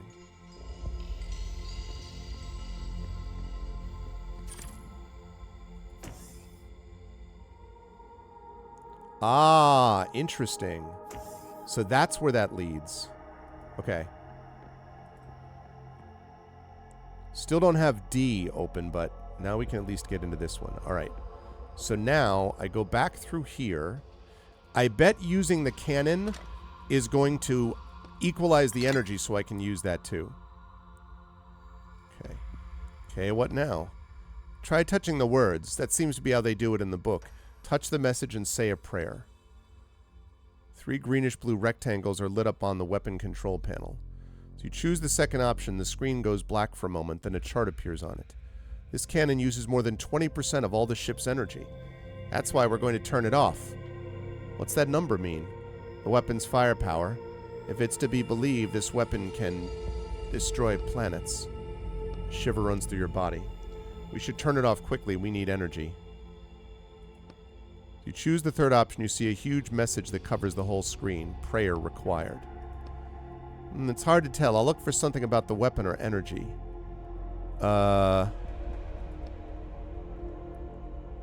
Prayers must be sung. However, we are currently in our 453-day mourning period for Acolyte Rymar. The mourning period includes a ban on singing. I see. Okay, I'm going to look and see this in a minute, but I have to first of all see what the overall prayer is. To lower the righteous sword, recite the sacrifice prayer. Okay, that's what we need. If my hand, O worthy, prevents me from serving you, I will cut it off like a withered root. You hear a hiss and the control panel goes dark. The cannon has been deactivated. There we go. See, it wasn't that hard. Okay, so now we go in here. This gives us the access card. And I bet that this is going to give me access to the library as well. Container on the shelf attracts your attention. Is it just me, or does it seem like there's something valuable in there? Should I check the text? It'll only take me 10 minutes. I'll do it myself. The container on the shelf is locked tightly, but I have the multi-tool, so you examine the multi-tool looking for something that will help you, but you accidentally hit something that causes a red laser beam to shoot out from it. Whoa! Blinking, you see the lock in the container is melted open. Totally meant to do that. It's part of my professional gaming credentials, chat. Like, it's very important to me to make sure that I'm up on all the actual, How did you do that? What the heck did I push? You try examining the multi-tool from all sides, but you can't find anything that looks like a laser. Open the container. Burnt papers. This will allow me to get some ink, which I'm going to need. Alright. This is another ventilation shaft. We've gone down the ventilation shaft. Yep, I thought so. Audio reel capsule, okay. It's jammed. Can't open it. Okay. Audio playback device. To activate the playback device, insert Faith into the compartment on the panel, brother. Why is it always Faith? You really should understand by now that all the equipment here runs on it. Okay, so then what that means is I've got to go heal the guy who's in convulsions, save him, then I'll be able to get the Faith from his compartment. And I do that by going to the infirmary, which I can now open because the energy has been balanced properly. See? Available energy detected. I think we can unlock all the rooms now. Okay, unlock the infirmary. The infirmary compartment is receiving the required amount of energy. Access granted. We're going to go in there. We are going to get those things. That doesn't look terrifying at all. Alright, use the multi-tool. You find a long probe in the multi-tool that you might be able to use as a lockpick. As soon as you insert it into the lock, something clicks and the lock opens on its own. It picked the lock itself? You look at the device proudly. Yeah, medkit. Nice. Okay, panel. Standing in front of a huge shelving unit. The control panel next to it's illuminated. The first thing you noticed is 3 blue numbers in the middle of the screen. Beep.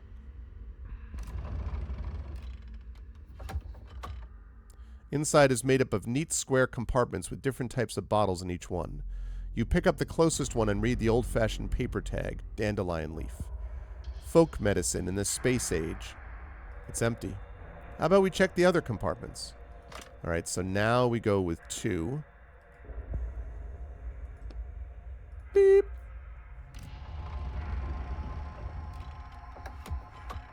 Middle of the shelf you see a gilded box with an ornate inscription. Relics of the great martyr Rymar. A melted audio reel is lying next to it. Take the reel. Yeah, it's alright. I have something written here, but it's hard to read. Sacred truth? Isn't that what the navigator was talking about to get to the top floor? We need to restore this. We can do that downstairs. No way. I don't think it's a good idea to touch sacred relics on a ship where there's a crazy head that shoots lasers. Probably true. Okay, so now, lastly, the third number.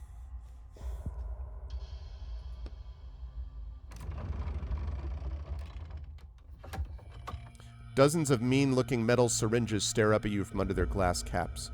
They're each filled with a greenish liquid. The label on the inner wall reads stabilizer. I don't know how to inject people. You're lucky I'm a doctor, but Actually, I guess you're not that lucky since I don't have hands here.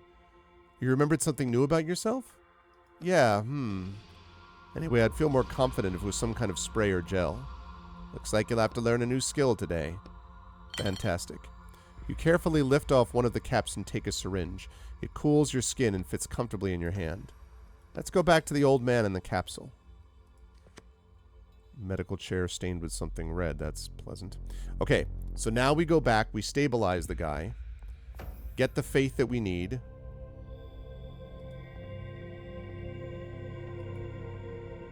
Oh, that's right. This is right. We do this. We're going to go to that guy in 1 second. Elevator. Want to go down. See if I can use the access card and use this other thing. Okay. So we go to the cells.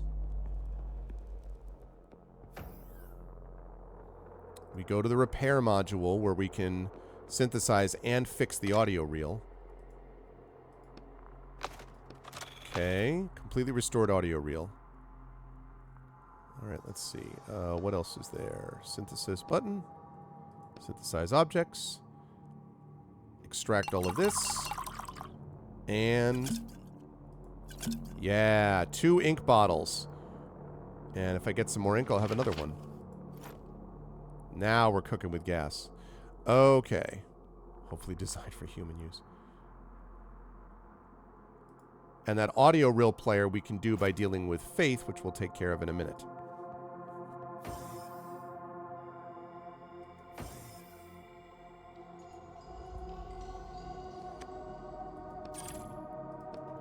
Access granted. A locker here. More stuff. Okay. An elegant chest stands in the middle of the room. It looks as though the whole cell's been built around it. I've been using this freaking multi-tool a ton. A red light starts glowing on the device. Another one exactly identical lights up on the chest. You bring the multi-tool close to the chest and it opens on its own. How convenient. What's inside? 20 coins, a ring, another med kit. Damn, we have got all kinds of good stuff here. Alright, so that's all the cells now. There's very little left to craft down here.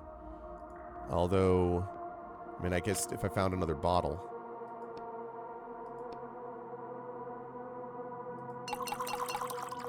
Yeah, I could make another almost 2 bottles.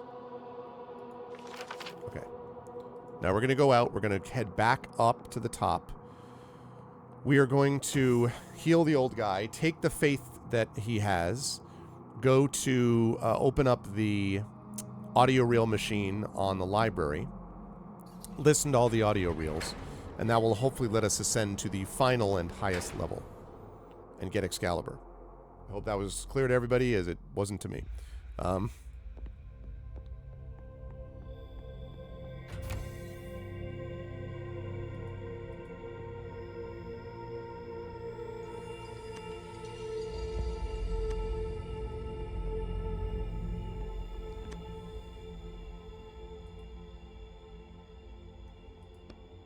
You have the syringe and you're all ready to save the old man. Inject him quickly. Never done this before. I don't think the needle can pierce the capsule's glass. There's a catheter. There, to the left, under the panel. Just stick the needle in there and push out the medicine. A shiver of relief runs through your body as the medicine disappears into the capsule. The old man's condition starts improving before your very eyes.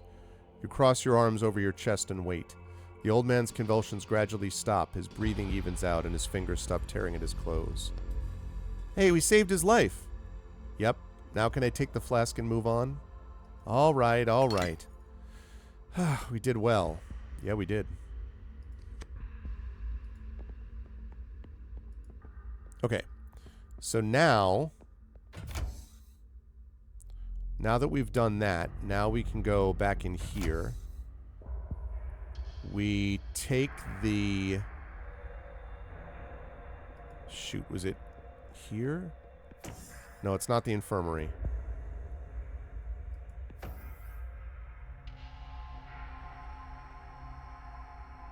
No, it's downstairs. Darn it. I think it's cell B. Cell B has the ventilation chip. I'm guessing that's the case. Yeah, and I want to try to be, you know... This whole place is obviously pretty creepy, but I don't want to screw that guy over.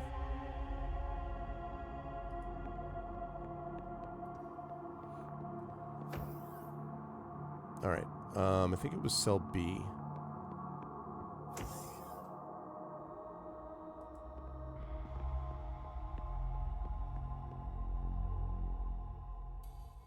And then that ventilation shaft leads next door. Yeah, buddy. Okay, now we put in the faith, the flask of faith. Okay. Voice, I know that one. The worthy has heard your prayer, brother. You may activate the device. Thank you, O worthy. Looks like we can use this machine to listen to audio reels recorded by members of the crew. There might be useful information on them. What wonderful technology. It's just an ordinary audio player. Wasn't there anything like it in your book? No, although considering where we are now, nothing should surprise me. Alright, you're looking at the audio playback device. The control panel's to the left, the reel slots to the right. Okay, let me go with one first. Processing. You hear an old woman's voice coming from the crackling speaker. I remember reading an article criticizing our mission even before we set off. I want to record the author's thoughts before I forget. He wrote about how the sword, which he blasphemously called a hunk of metal stuck in a stone, led to the idea of dividing us into the worthy and unworthy. Gradually, people who understood that their chances of being found unworthy were extremely high found ways to avoid the test, coming up with crazier and crazier excuses to keep from being stigmatized as unworthy. This hunk of metal, which allegedly got stuck because of shifting stone slabs, caused a general acceleration in the development of interplanetary travel, which eventually led to our departure. However, sometimes even I begin to wonder. Recording cuts out. Okay, what does 2 say? Processing. Warning. The material you're about to listen to was recorded on Earth, and we consider it to be against our faith and our mission. You hear a middle-aged man's voice coming from the crackling speaker. In my attempts to analyze the influence of faith on our technology in light of recent events, I came upon an interesting detail. After all, behind all technology stands the Lent machine, which has a proven 2% error rate. That means there's a 2% chance that the base algorithm that every machine, every computer is built on is capable of making a mistake or failing. The uncertainty and unpredictability that this fact imposes on seemingly faithful and reliable machines creates space for superstition. What if I pray and the mistake doesn't happen? What if I perform a ritual, cross my fingers, and the mistake doesn't happen? The recording ends. And what about this restored reel? You hear an old man's weak voice coming from the crackling speaker, and an achievement. Audio Chronicle. Listen to all tape recordings. O worthy, I pray to you. It is not your strength I desire. All right. You write the words on a piece of paper held against your knee. But the responsibility that falls on one who is bold enough to raise a blade above themselves. The voice cuts out, then you hear the sound of the elevator opening and the navigator's voice from far off. Is this the sacred truth the navigator was talking about? If it is, then we won't have to work here for 5 years. Alright, let's go to the elevator. I think we'll be allowed up to the sword now, too. Nice. Okay. Oh, wait, I gotta go to... Can't get there that way. I have to go this way. Then I can just exit this way. I wonder what would happen if I destroyed a planet with this gun. I bet I could actually have done that.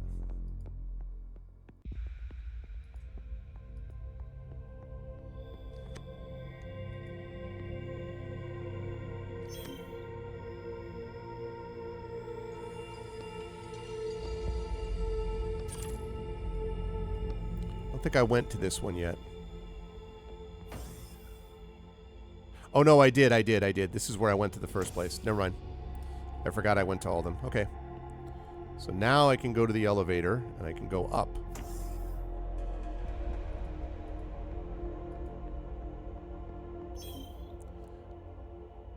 You wish to descend to the lower level?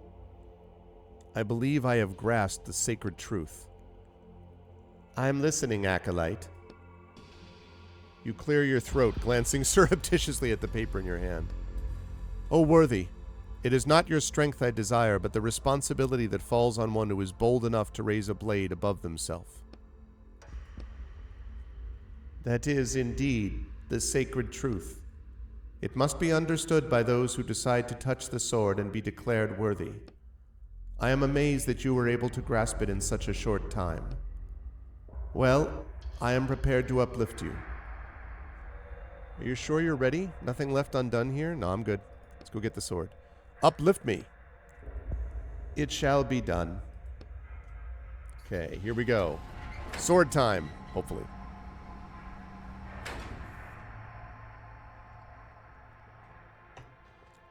Elevator, upper deck. We got the server room and the chapel gate.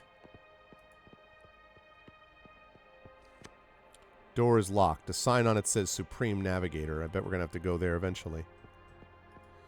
All right, time to go to the chapel gate then. Acolyte Etienne. What now? You said we could touch the sword. That is true, but you have been given a more important task right now. Go to the navigator's cabin. First, can I just... You notice a panel sliding back in the wall to reveal a weapon hidden behind it. That looks familiar. I'm going. Yeah, exactly. Exactly what I was thinking. Very Wizard of Oz.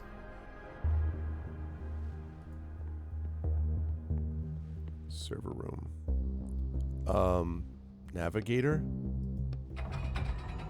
That thing's huge.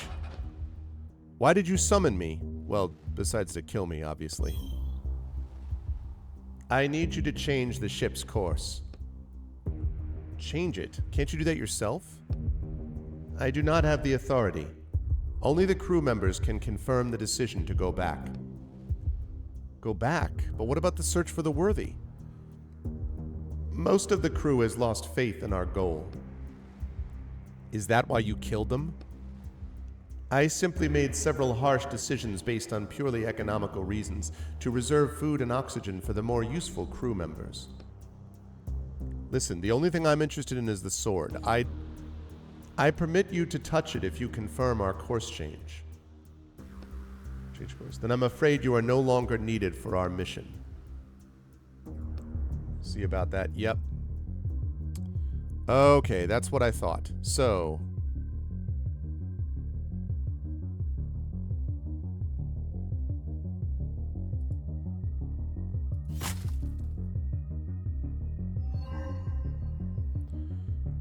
Oh boy, that's a problem.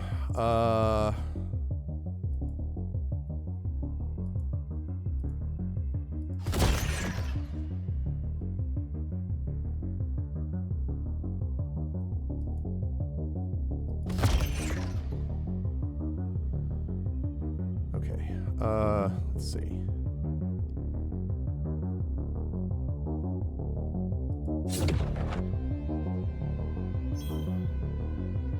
Okay. Now, can I...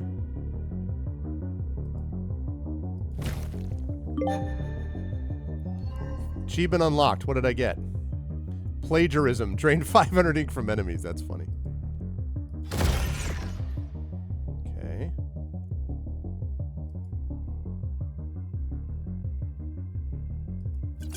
Okay. All right. So far, so good.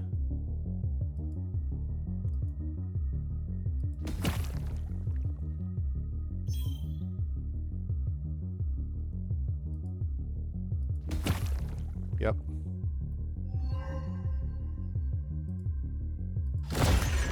Okay, good.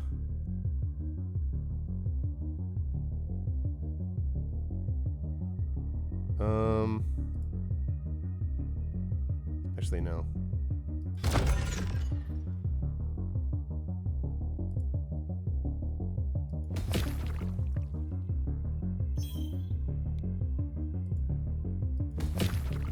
Okay.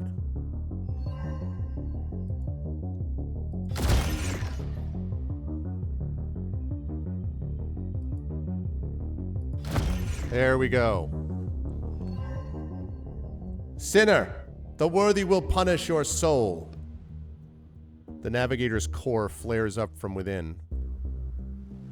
Sinner. Sinner. Sinner. Sin. The navigator's voice cuts out in the middle of the word. Suddenly a siren starts sounding. Get to the sword now. You awaken the whole crew and they'll be here soon. Reserve power activated. Total system reboot in 3 minutes.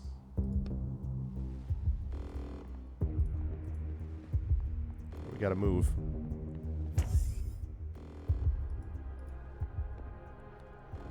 Warning. Sinner on the upper deck. It's already back up. No time to waste thinking about that. Head for the sword.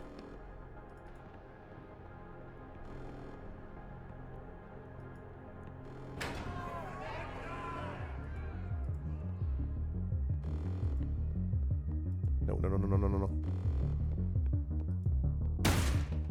Bang, bang, bang. They'll break through any minute. The sword draws your full attention. The majestic hilt gleams in the light, and the sharp blade disappears into the thick stone. Try and use my hands to pull it out first. Right. Maybe out of all the people in the world, you're actually the worthy? You lower your head, take a deep breath, and walk up to the stone. That was sarcasm. Find another way to get the sword out quickly.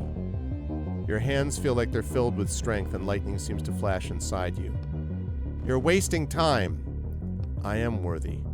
What are you mumbling over there? Can't we use a laser or something to cut it out of the stone? I am worthy.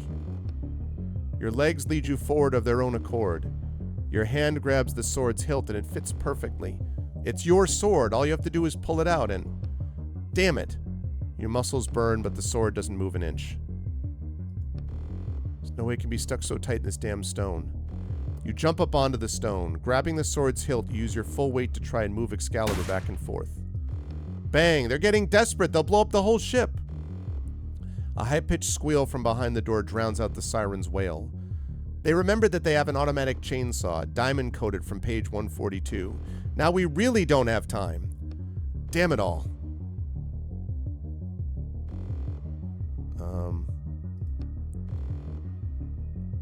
Pickaxe glints in your hand. You wind up and strike the edge of the stone. A big ragged chunk falls to the floor with a crash. Thank you very much for the follow, and I don't know why it didn't just show up just now. I see it, but it didn't show up. That's kind of unfair, but pretty efficient. I need to get that sword at any cost. Thank you for whoever just followed. Shouting behind the door gets louder. The sword lurches forward. You throw your pickaxe aside and manage to catch it at the last second. There are still bits of stone on the blade, but all in all, Excalibur is free. You're fast. Seems like the stone got pretty worn out over the course of the journey. You try to raise Excalibur triumphantly, but it's too heavy.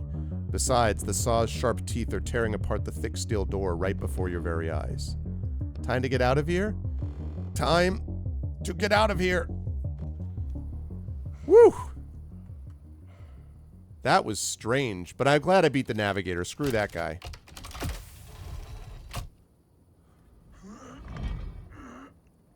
There's still some stone in it?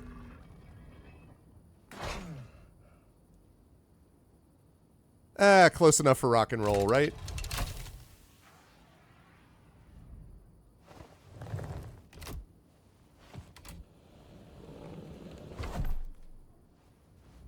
Okay. I hope he's not mad about the stone part.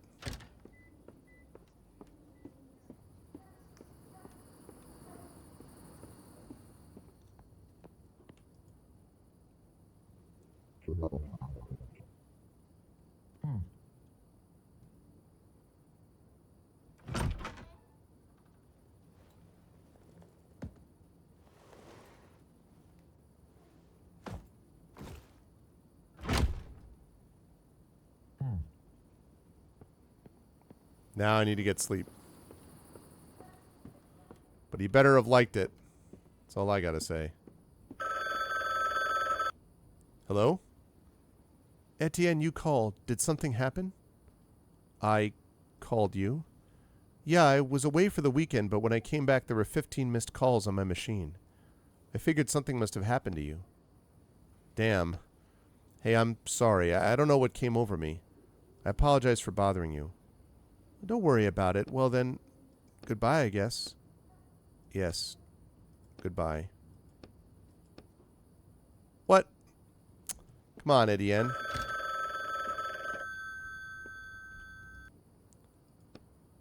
The order has been accepted. You may go. There was no envelope? What envelope? You know, the money, the one with money inside, usually give me after. Last time, you ruined an order that cost me 600,000 pounds sterling. How much? And you think I'm going to pay you for that? Think of it as compensation for my losses. Hold on, you paid me 1,000 per order. That still leaves you with so much money. That's all I have to say. Ugh.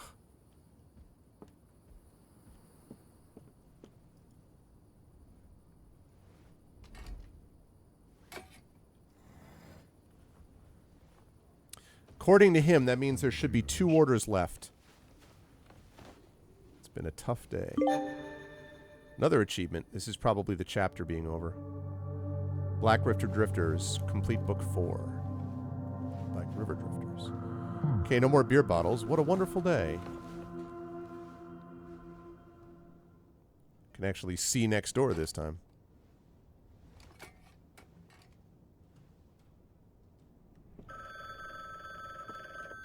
Damn phone again.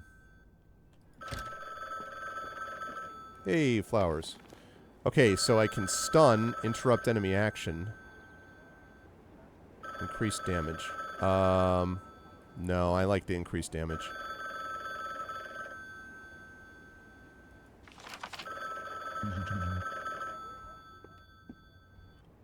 Look at this. He's got some more plants. The guy looking up.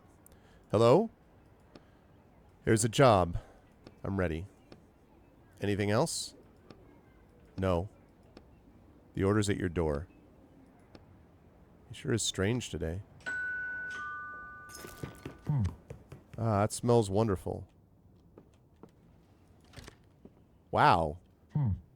Not as spacious as I expected. He's got all kinds of plant stuff now. He's all good. Do-do-do-do.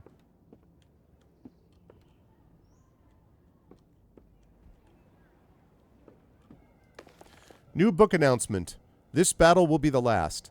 Ulrich the Giant and Gaston the Decapitator finally meet on the battlefield.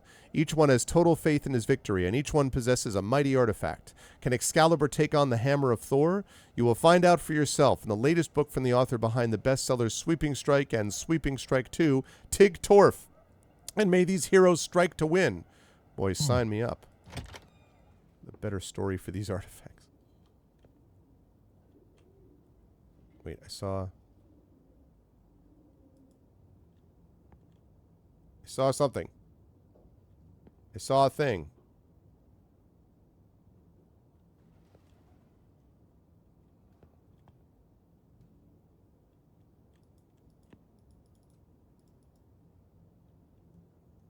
Man.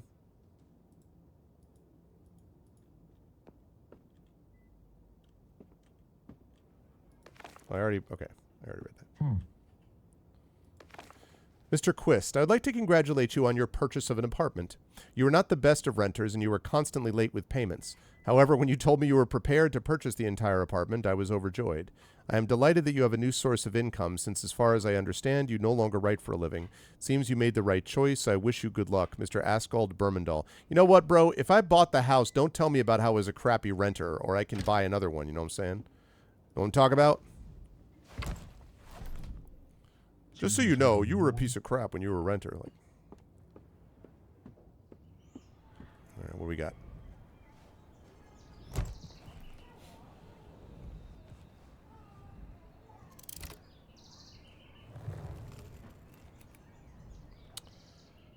Let's see. We have got a strange note. The contractor agrees to infiltrate Timeless Mansion by Helena Roberty and extract an item, the Cursed Clock. Client agrees to pay the negotiated sum upon fulfillment of the contract. An excerpt from a review. Fresh and original as always. Nowadays, there really aren't enough authors who are this original and can also release new books so fast. Speaking of fast and original. Okay, so that's the whole thing again. Alright, I will check that out in a minute. But first, I want to check Easy to get in. a little bit.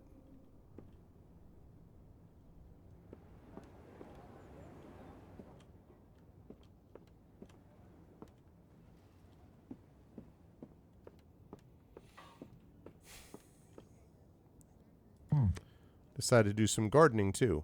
Hey, how's my neighbor doing? I can't knock on the door. Interesting. How's my other neighbor doing? First of all, is that kitchen? Hey, the kitchen's open again. The fridge needs to be defrosted. Do not turn on.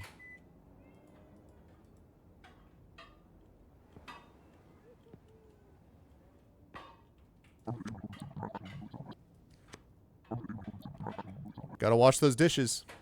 I'm just being a good apartment mate. That looks safe and clean. Okay.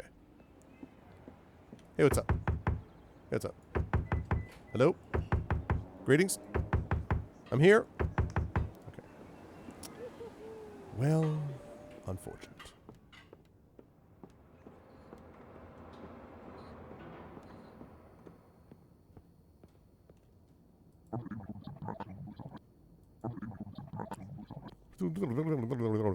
The new neighbors moved in already. Okay, doesn't look like there's anything else going on over here. Alright. Well, let's go check out this haunted mansion thing. Or cursed clock, or whatever the hell it is.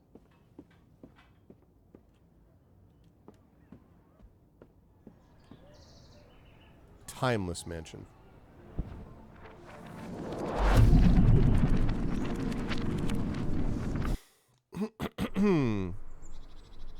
Abandoned mansion. Oof. Finally, I landed on something soft. Maybe too soft? Ew. So how did it go? I think successfully nabbing Excalibur really redeemed me in the client's eyes. So now you'll get easier jobs? No more killer robots threatening us? I hope so. We're supposed to find a clock of some sort. That doesn't sound too complicated. Ready to get started? Let's do it.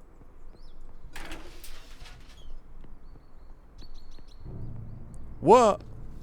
Hey, it's a cute place. Etienne? Are you okay? Yes. I wonder if he recognizes this place. This used to be his house.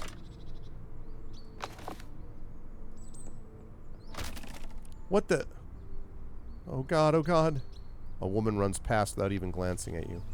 I trapped him! I trapped the monster! Run away! Monster? So the jobs didn't get easier.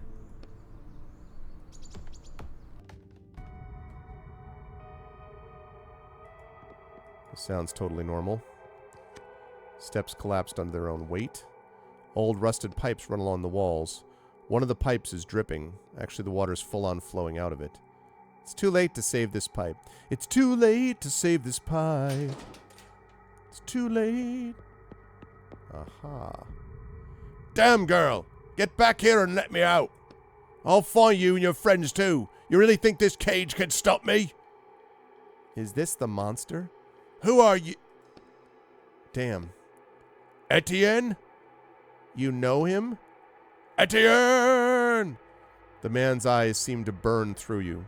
You look away, but not before noticing that the man's hands are trembling with anger. I think we should get out of here quickly. Stop right there, you bastard! Answer me. What did you do with Amanda? Where's my wife? Hold on, what does all this mean? Not now.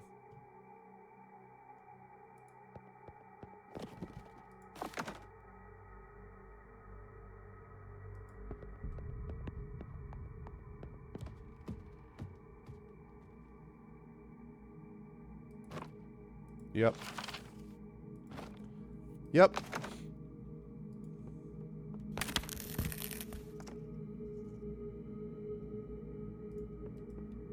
Locked door.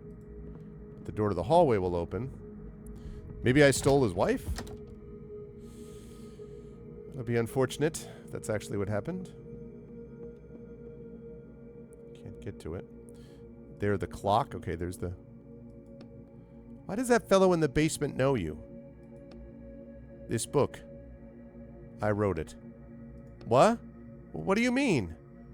I created this mansion, but I was arrested before I had a chance to finish the book. So how did your client get this book then? We've only been stealing from books that are on the market. I imagine the rights to it went to my publisher, and they decided to have another writer finish it. So that's why the dreadful man in the basement knows you. You created him. Yes, but not like that. It was the story of a generous aristocrat who lived in a beautiful mansion with his wife. You definitely wouldn't catch me writing about a murderer in a blood-soaked basement. You think the new author changed it a lot? I think so, yes. Who's this Amanda he mentioned? Is she here somewhere too? She's not here anymore. It's better if we talk about that later. This clock wasn't meant to be here either. Let's take a look since it's what we're here for. Actually, okay. You see an ancient clock. The steel frame around it is covered in small inscriptions, some of which are impossible to make out. There's something written here. The clockmaster's lifetime, something something, with the time on the clock itself. It's too bad it stopped. I'm guessing we need to bring back a working clock? Etienne? Yes, a working one. You notice 3 huge holes in the mechanism. There are 3 gears missing. We'll have to search the whole mansion. Well, you should know your way around here pretty well since you created all this. Yeah, but the guy rewrote it. Are we at the end of the book? That's right. The plot has ended and the heroine managed to lock the monster in the basement and escape. Nothing else happens in the plot after this. A happy ending. We need to go back to somewhere on page 150 or so. That's where the mansion will be in the best shape for us to search it. Even the staircase is in ruins right now. I didn't know you could do that. So are we going to jump between pages? Jumping is the easy part. The hard part is landing on the same spot on another page. If I miss or end up between pages, without my powers it could end badly. Should we risk it? Risk it for the biscuit. I think it worked. We're on page 120 now. It's a little more pleasant here, don't you think? Etienne, you don't want to keep doing this, do you? No, but I don't really have a choice. Do you think the client knew this was your book and sent you here on purpose? I'm telling you, it's Vince. Vince is the guy. I don't think he cares either way. Help me! Let me out! Who's that? Another victim? Let's go find out. No, let's go to the work freaking bench that I've been trying to go to. Jeez Louise. Okay. Pliers, lockpicks, crowbar. Yeah, so this is the more classic one, but we don't know what we need yet. Portrait of the house's master before he changed.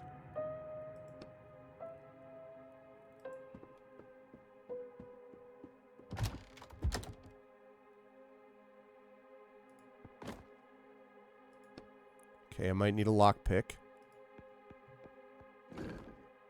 Okay.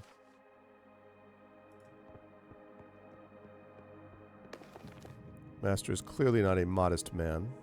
No, he's not. There's another clock. That doesn't lead to anything. Okay. All right.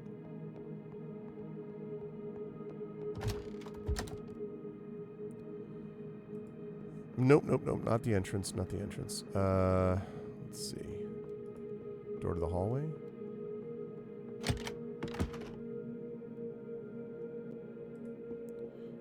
Hey, anybody? Hey, Jonathan, guys?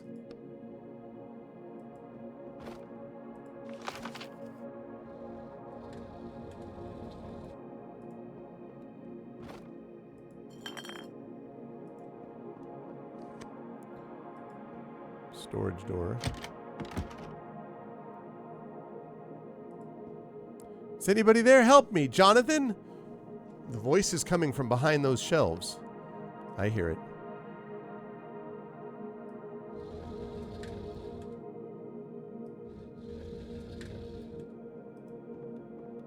Amanda, I presume. My God, who are you? I'm here to help. Help? My hands. She shows you the handcuffs behind her back. How did you end up here? My brother and I were looking for something. My God, Jonathan, he's still around here somewhere. Promise me you'll find him. I promise. Thank you. By the way, you haven't seen any gears around here, have you? Big ones for a clock? No, sorry. It's okay. Although, when I was searching the study upstairs, I found a secret compartment in the desk, but it was empty. What do you mean searching? Did I say searching? I must have misspoke. Alright, I'll check it out later. Thank you. Well, I think it's time to get out of here. I'll take care of your brother. The girl nods briefly. She looks around the room for a second and with barely noticeable disappointment disappears behind the door. More of your characters? They seem fairly well written. Really bad at lying, though. No, I don't know her. Okay, so it's not me, therefore. Plain writing desk stands against the wall. There's nothing of interest on the desk or in the drawers. Not this time, at least. Oh, that's interesting. Not at this time. Wonder if there is back in 2000, he said.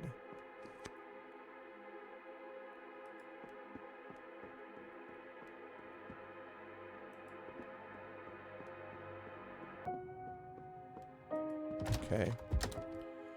So, go back out here. Actually, wait. Let's try the...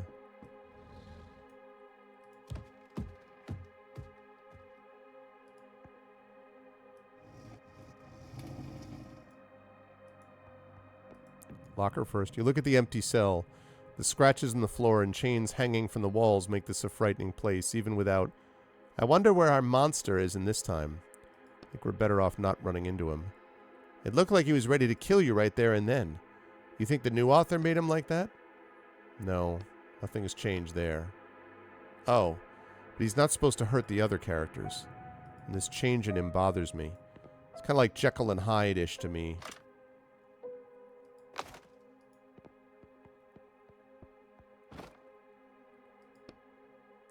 Okay, so I need a crowbar and a lockpick.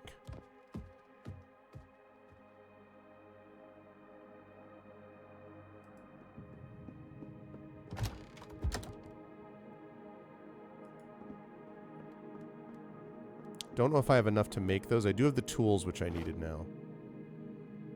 No, I don't have enough, even if I wanted it. Need a couple more crowbar parts.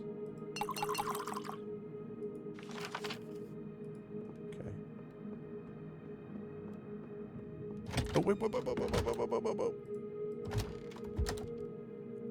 I forgot there was a chest up there. Ha-ha! Speak of the devil. Alright. It does contain time travel, Shadow, depending on the circumstances. Okay, I've got myself a crowbar now. So now I can go down the hallway. Go into the basement. This particular book is that way. It has a clock that does that. Use the crowbar to open up the boxes. Hopefully that gives me what I need for maybe a lockpick and other things. Mushrooms and stale bread. It's a little disappointing. I was hoping for something a little more interesting, frankly.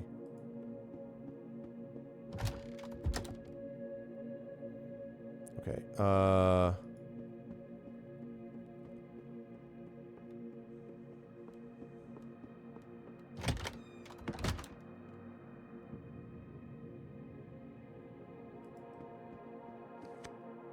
empty box that smells like tobacco. Desk with letters. One of the master's letters. It's an invitation to a ball hosted at his mansion. Okay. This is the mansion master's study. It's so sparse. Apparently whoever rewrote your book didn't know much about creating pleasant settings. I don't think it's all that bad. Oh. Desk with gears. These gears won't fit the clock. There's got to be one that does. Okay, pieces of metal. Crowbar parts. I need a lockpick, damn it. Examine the secret compartment. You notice the bottom of the drawer has a strange edge. You press lightly on the bottom and discover an impressively large secret compartment underneath. Could fit a gear. It could if someone had put one in here. Should we check out this desk in another time since it had to be here at some point? All right, we'll come back to that desk.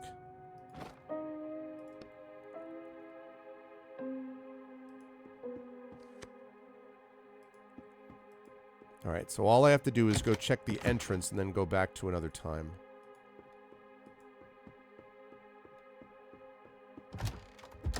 This is the protagonist's book, yes, and he doesn't know why it's been sent. My working theory is that his friend Vince is also the guy who's been giving him these assignments. Oh, it's locked. Well, shoot. That's my working theory.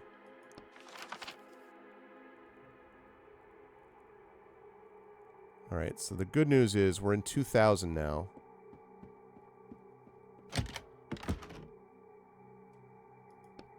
This was a room for entertaining guests. Looks like the master of the house became less social, and his definition of entertainment changed too. Okay, I need a lockpick. Also need pliers.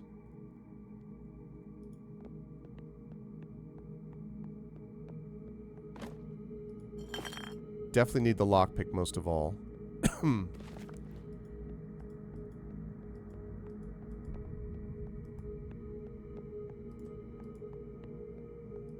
Okay. The House of Horrors right here. Okay, so that's that. I can get out to the entrance. Let me double check here and see how many parts I need. Ah! Okay, I can make either one.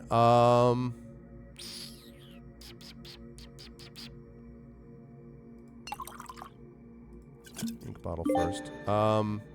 What'd I get? Innovator, craft 20 items. I really need that lockpick. Oh, the pliers, though.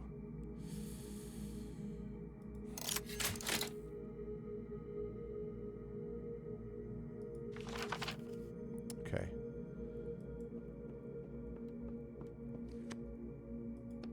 $19.95. Okay. Lockpick in a bunch of different... There's a bunch of different places. There's at least 2 places here that need lockpicks. This is one of them. Okay, that's less than great. I didn't know that would be the case. I was hoping for something better than that.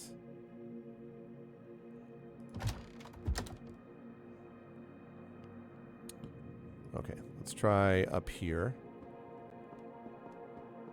See what else I can... Oh, no, wait. The chest.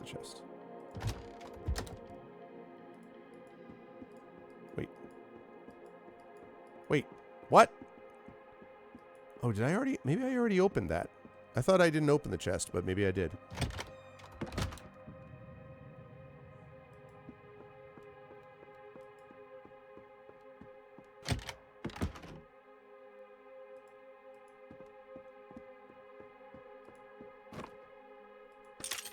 Okay. This is more stuff for ink, but it's not... Okay. So I'm going to need to get to this room, but in the new time. The other time. Problem is, the room in this new time is up these stairs, which are not accessible in that new time because they're broken down.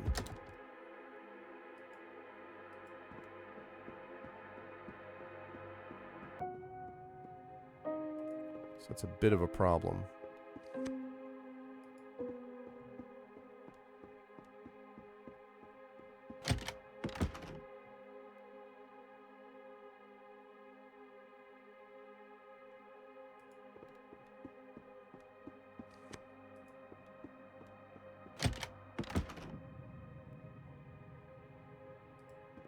Can I use my lockpick now on this?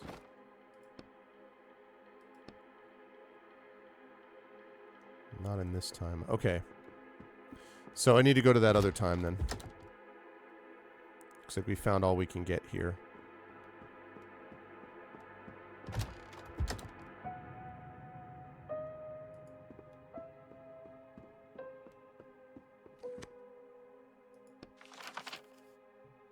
So see, I can't get up there now.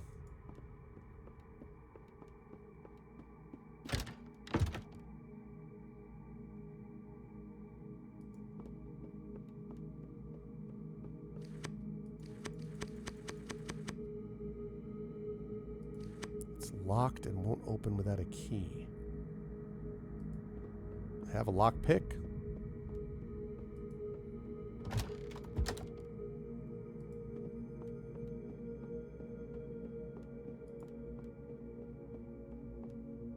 Time has not been kind to this staircase. We really should check the second floor. That's where that monster has his study. Got it. So the gears we're missing might be there. Prevent the staircase from collapsing in the first place since we can move between pages now, right?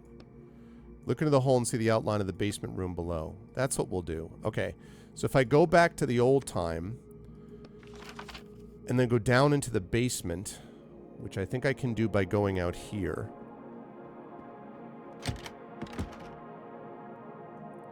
Go into the basement.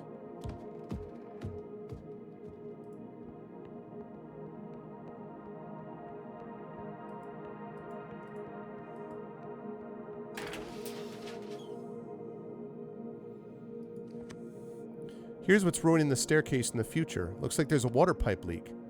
The pipes are indeed leaking badly. The smell of dampness lingers in the air. You examine the small crack in the pipe. You instinctively clench your fist, preparing yourself for the burning pain from your shackles. Just need a little bit. It's not a huge hole. Place a small drop of your ink on the crack in the pipe. The ink slowly takes on the appearance and properties of metal.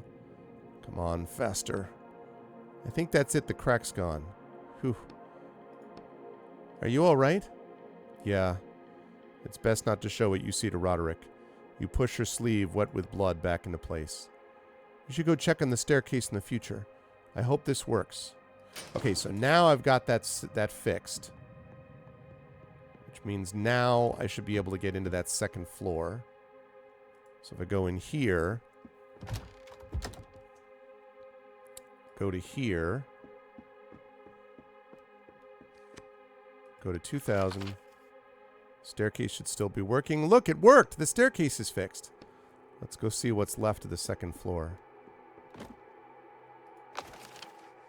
Okay. Let me see if there's anything else that I can now build. No, I need another piece of metal and a tool.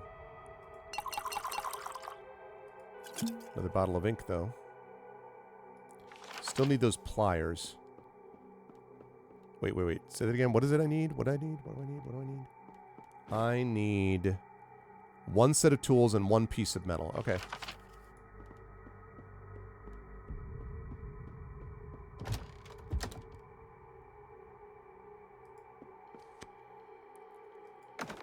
Okay, now I just need a set of tools.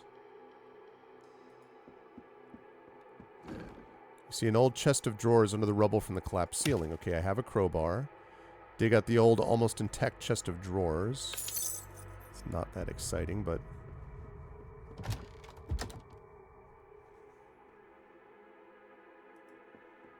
Okay, now are there gears?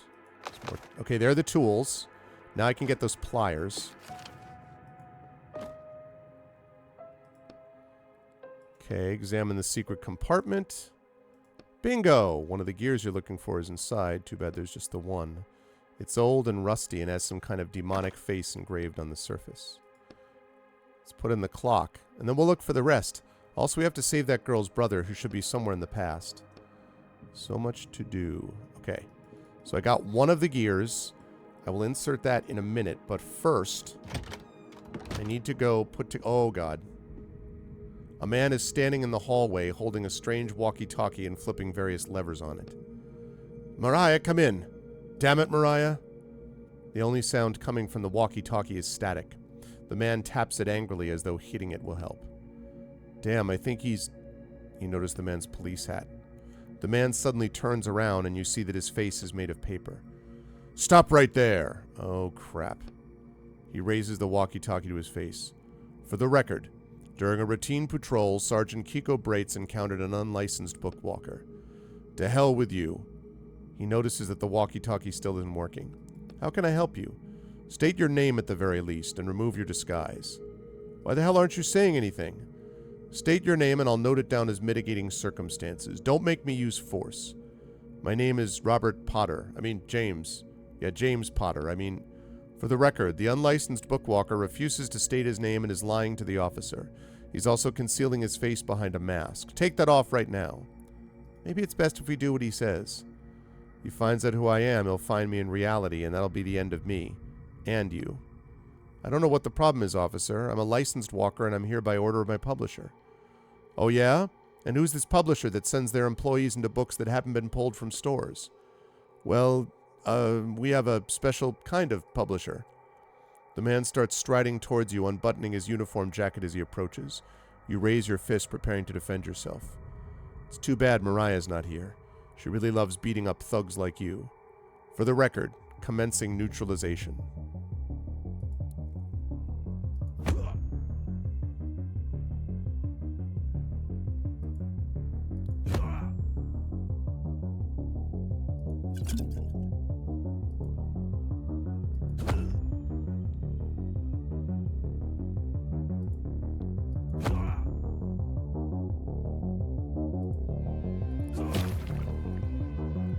Bye-bye.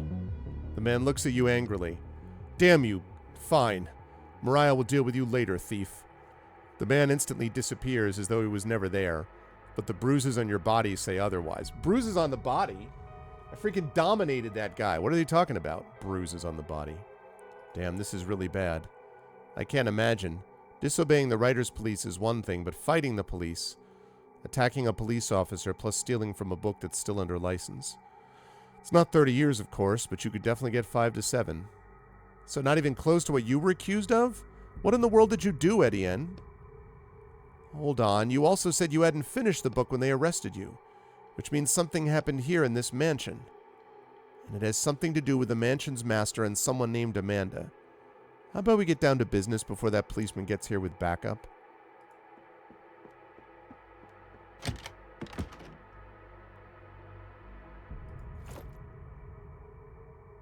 Okay. So first of all, workbench. Then I got to get in there and use those pliers. Good. I needed another bottle of ink. Oh, no, wait. There's the thing. Yes. Outstanding. Okay. Now I have everything I need for that. Now I just need to find the right time period for those pliers. Nice. Easily cut through it. Think there's something useful in there? Oh. Well, that's disappointing. I thought there would be something cool. Anyway, if I need it later, I'll have it.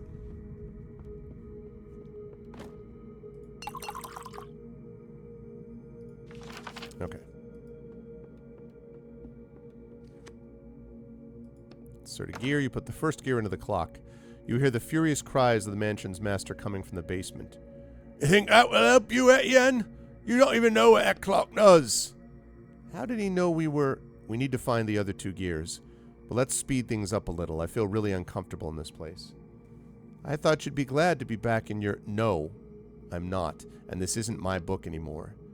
They twisted and destroyed everything they could here. I wish I could burn this whole book to ashes. All right. Let's start with that girl's brother. Maybe he knows something, since as far as I can tell, they investigated all this already. We didn't see him in the past. Can you jump even earlier? Yeah. 1990. What's up, Pekig 1974? Phew, I guess today's our lucky day. So many jumps and we're still in one piece. Maybe it's because you're so skillful, hmm? Stop it. Hey, sorry, I'm just trying to lighten things up a little. Thanks for trying.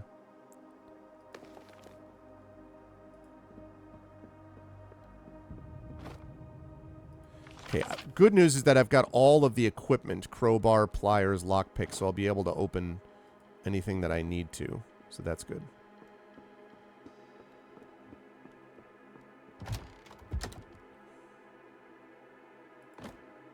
Okay. I'm glad I got another bottle. Ooh, you know what? I'm going to go craft that second bottle of ink just in case. And then I'll go check out that niche in the kitchen.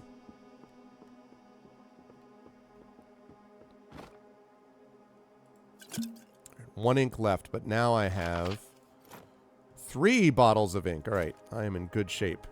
If we get into a big boss fight here, I should be able to manage it, I think.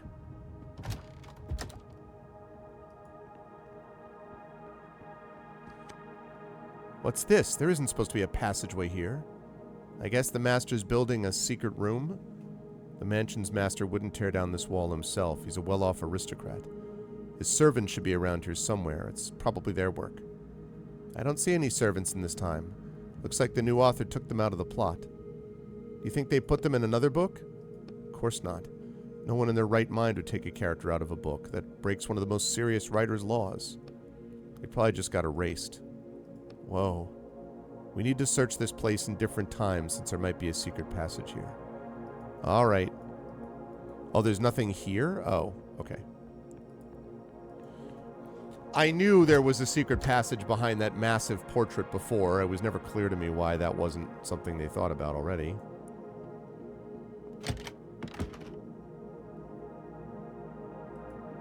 Okay. Tools. I don't even actually need the tools this time. The lid. Okay, I can cut the rope. More bread. And an apple. Okay, that's all locked. Can I go to the entrance? He wondered.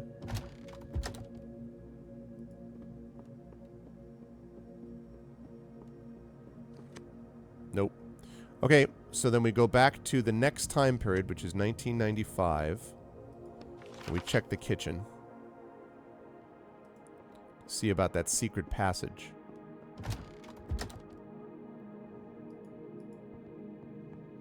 Secret passage, secret passage. This painting caught my eye right away. I figured there must be a hiding place behind it. Yeah, same. Why didn't you say something right away? I don't know. Well, we definitely know what's behind the painting. Now, how do I open it? You look behind the painting and see that it's mounted on vertical runners set into the wall. I think it slides upward. You push gently and the picture slides upwards. Secret door. Aha! A teenage boy is standing in the middle of the room, covering his face with his hands in fright. You have a gear for me? Hey, let's talk. Don't kill me. We're not associated with your kidnapper. Are you Jonathan? Yes. The kid lowers his hands and tries to get a glimpse of you in the light. Well, we kind of are, but not in the way you think. Damn, that's a cool mask. I told everyone we should wear a mask for this job too, but they just laughed at me. Your sister asked me to find you. Sister? I don't have a sister. Well, that's what she told us. Hold on, was she a short girl, Samantha? She's still here? No, we helped her get out. It was her idea to rob this mansion. She promised us there was a ton of loot inside. But all we found was rotting walls and that psycho. How many of you were there? 6, but 3 ran away right at the beginning, and we saw him kill one. Well, I'd say they definitely did some work on your character here. He's not mine anymore now. You can still fix him, right? I'm afraid not. So you're thieves?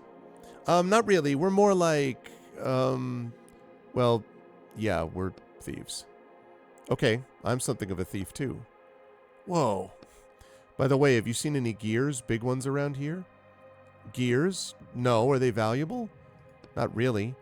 If you checked the desk with the secret compartment in the storage room already, then check the master's study. I think he had something in both places. The master's study I already went to. Secret compartment in the storage room. We actually already found a gear in the master's study, but nothing in the storage room. He's got this crazy thing set up with a double false bottom. Did you get it open? A double false bottom? Yeah, first you open the false bottom, and then there should be another under that. My God, we went through all that just for... Alright, time to go back and check out this double false bottom and quickly. Thanks.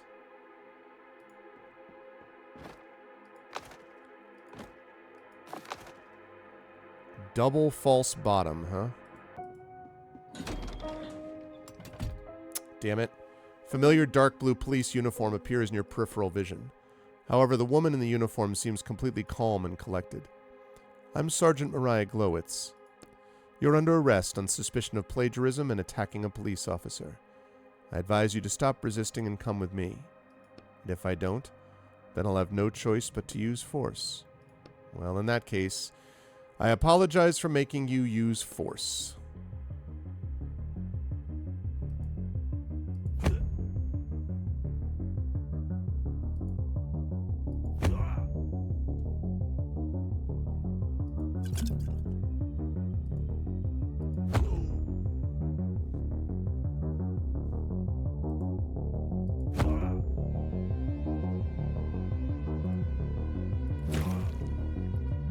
So much for the using of force. Another achievement unlocked, which is... Fight the establishment. Defeat both cops without taking any damage. Hell yeah! I fought the law, and the law did not win. Mariah's breathing heavily. She's leaning to the side, but manages to somehow keep her balance. This isn't over, thief. The whole police force will come looking for you. Before you can blink, Mariah Glowitz disappears from the book. Are you alright? I've been better. Yeah, I'm alright. I just freaking destroyed her. Wiped out the guy, wiped her out. Okay. So, now there's the storage room, which I have to check.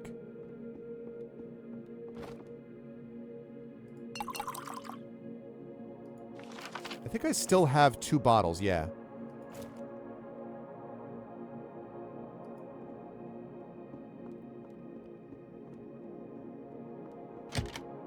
I think this is where the storage room is, right? Yeah, the storage door.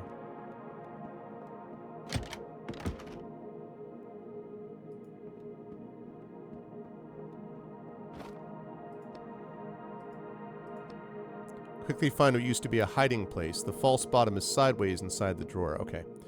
So I have to check in the past. So I have to go back to 1990 to do this. Hello, Bolland. Yeah, I'm going to be on for another 15 to 20 minutes, folks. I would love to be able to get to the end of this game, but like I said, I figured we might have one more session after this, but it's got to be pretty close. Okay, 1990. Should allow me to go here. And that allows me to go here. Oh, shoot. How am I going to... What the heck? How am I going to do that?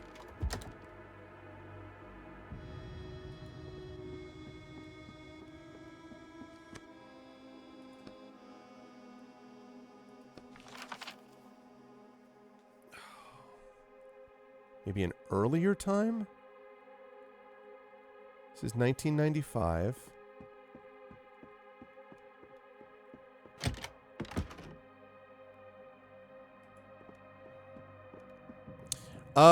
Mechanically, this game is, it's kind of point and click, but it does remind me of, it's got a lot of Disco Elysium vibes. It also reminds me a little bit in tone, not mechanics, but the tone of Planescape Torment. And then it reminds me also a bit, and I don't know why, maybe the music is part of it, of, The Immortal. So, and I would say a sort of mix between those. Probably. Okay, where's the key? That's my question.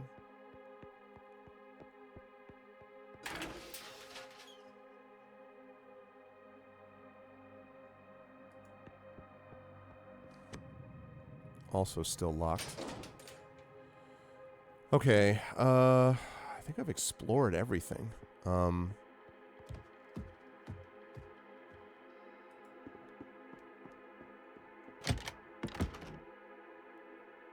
Right, so we have to check in the past.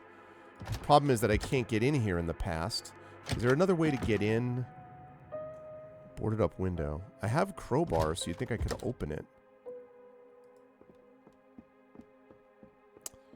Well, maybe if I...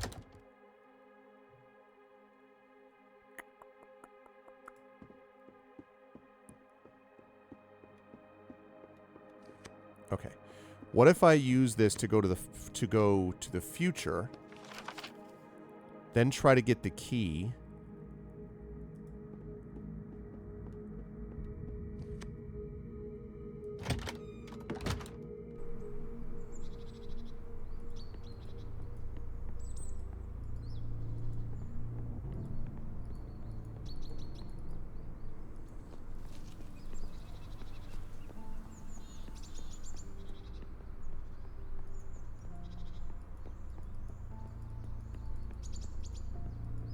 I'm a little stuck.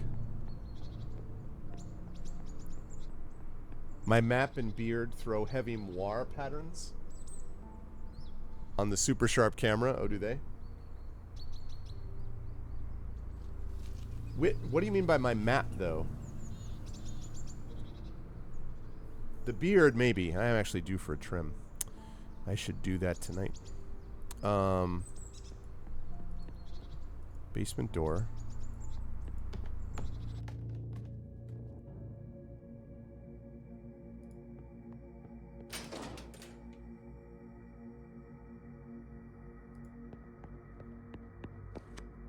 Watch the man hit the door of the cage over and over with his bare hands. Oh, my cap and beard, I see.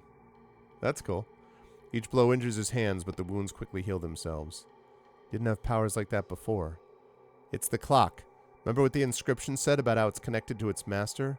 While the clock is stopped, nothing can hurt its master. Well, either that or he was born with inhuman regenerative abilities. The man glances briefly at you. Soon, Ian. This door isn't as sturdy as you might think. Soon we'll have a nice little chat face to face. You'll pay for everything you've done to me. For Amanda and for abandoning me here. Okay, well that's charming.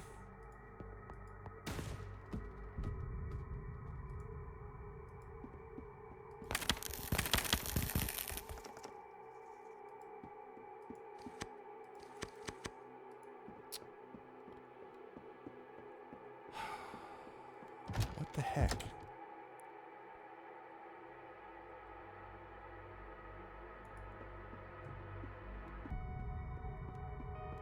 So the study. Oh wait. Actually, wait. I haven't been to the secret door, I think, in the year 2000. In the year 2000.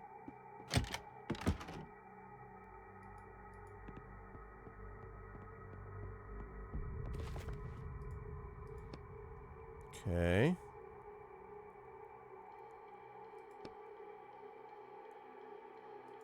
Okay, move it to the side. That's great.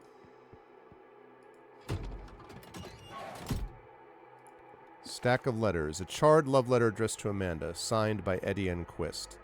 Yeah, so he took the character out of the... Yep. Took the character out.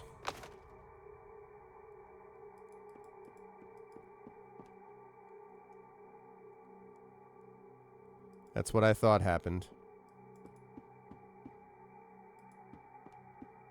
And he got in trouble, and that's what he got. That's why he got imprisoned and all that stuff, because he took one of his characters that he fell in love with out of the book, which is like the worst thing you can do. That's why this happened. It all makes sense now. The problem is, though, I don't know how to get to that storage area.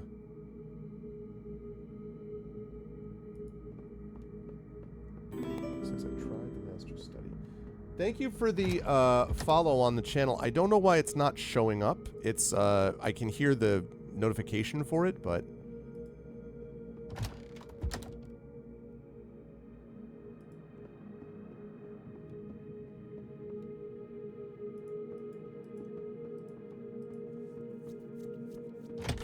and Alondo, the wise Alondo. So, now I don't know. I'm a little bit confused now because...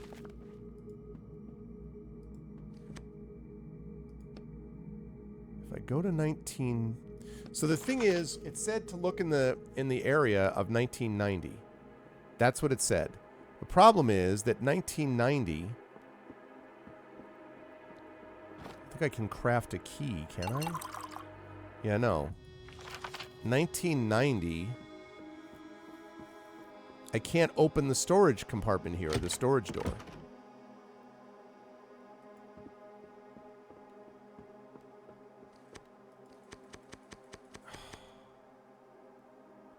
Oh, wait a minute. Window the balcony. Oh, I didn't even look at this. Can you jump it? You look down through the hole at a dried up thorn bush. How about we look for something to put over the hole, like planks? Okay. Okay, planks. There are planks downstairs in the basement, I think.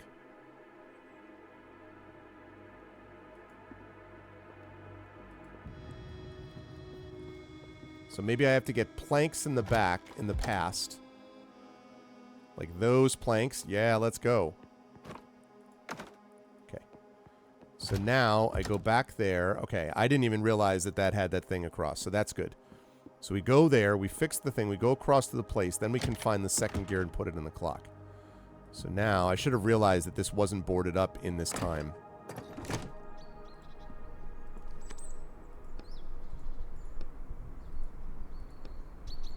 Let's see. I hope it holds. It did hold. I mean, it looked like it was going to hold.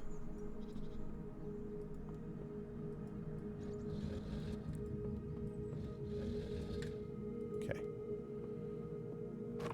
All right. Now, drawer. If you assume the author rewriting someone else's books isn't particularly intelligent, then it's obvious. Secret compartment. Another false bottom. Feel around inside the drawer just in case you don't find anything. Search the other rooms.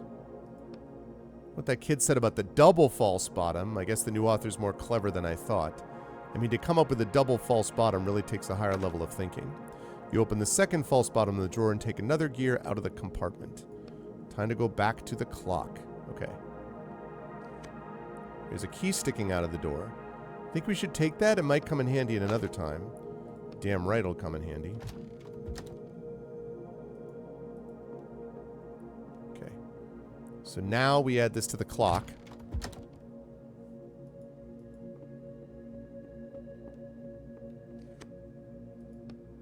We should go to the latest time we can to put the gears in. What if something happens to the clock over the course of the years? Okay, so put it in, go to 2000. Now we do that. Now we just need to find the third one and the clock should start working again. Etienne? You asked about Amanda. The wife of that maniac in the basement? But there's some things I was able to figure out using my powers of deduction. So you created Amanda and her husband and the cute little story of their cozy backwoods mansion. And then you and Amanda started to get, well, close. What gives you that idea? Back when we were in the car, you told me you always try to make your characters realistic and well-developed. And my guess is that Amanda turned out exactly that way. Your powers of deduction, or whatever you said, are pretty good. But then you took Amanda somewhere.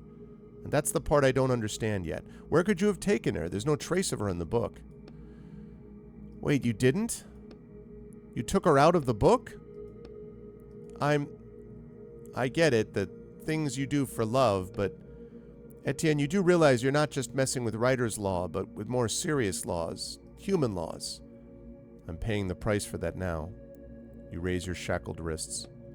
In any case, we both knew what we were up against and what would happen to us. So that's what they arrested you for? 30 years for what you did?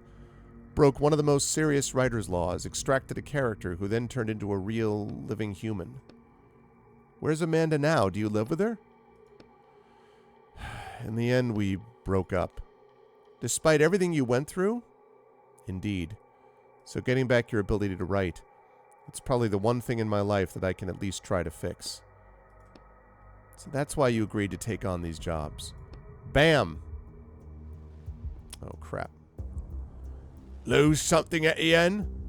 The mansion's master is holding the final gear. Damn it. So, where's Amanda? Where's my wife?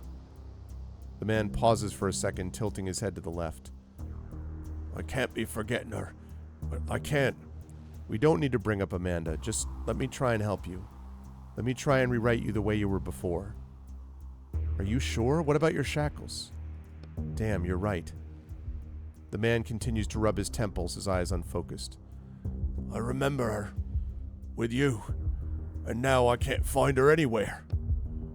At the same time, his minor attack of confusion passes and his anger rises up in its place. Bring her back. Let's talk this through.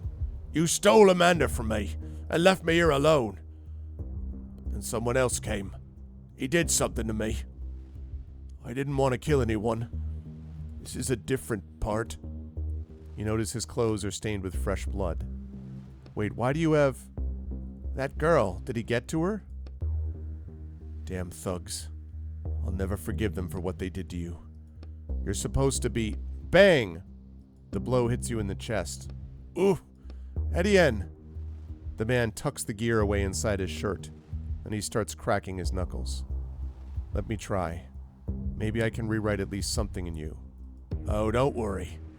I don't need help. I certainly enjoy my newfound powers. Well, that was to be expected.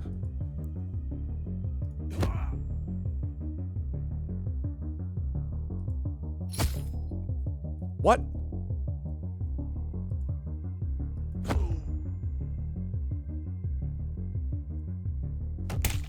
Ow. Okay, that's bad.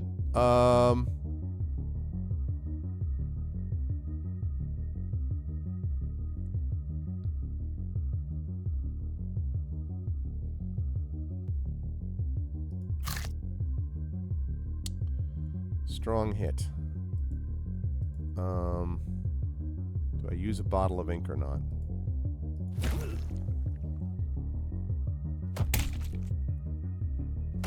Oh my god! Okay, that's bad. Okay, first of all...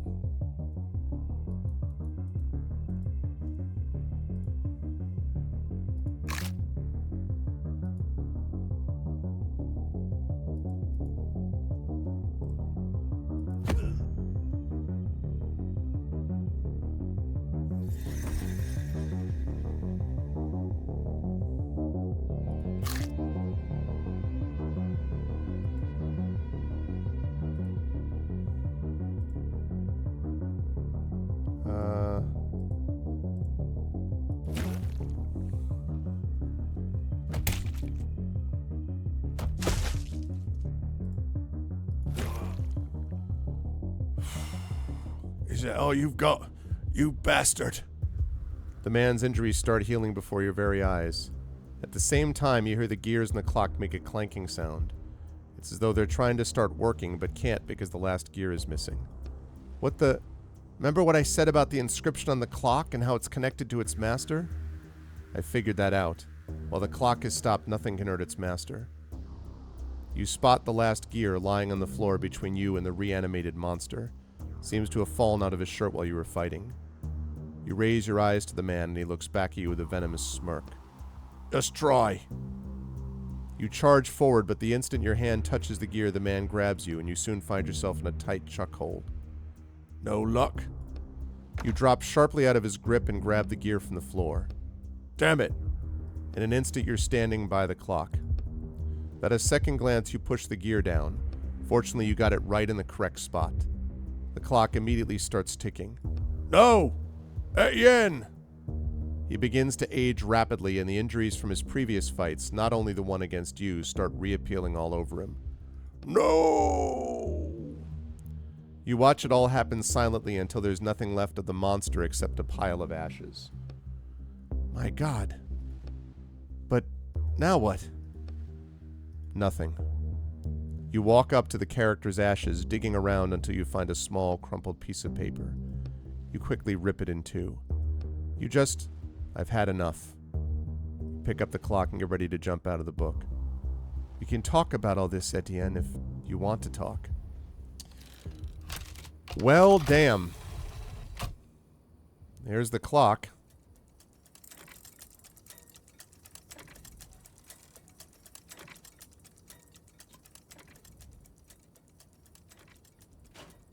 Not sure that was going to fit at first.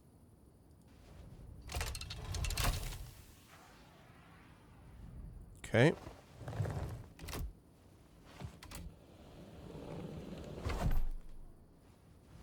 Bring it back to the guy. And that will be close to the end, I suspect. There may be one more chapter left, though.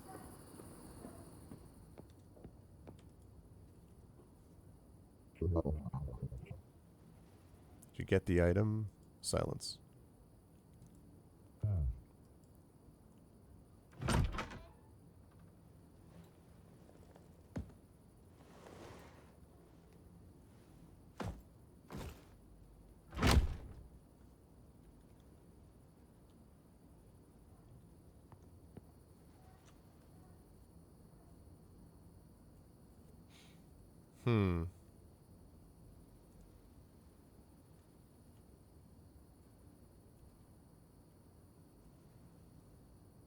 Dank de reden, Hans.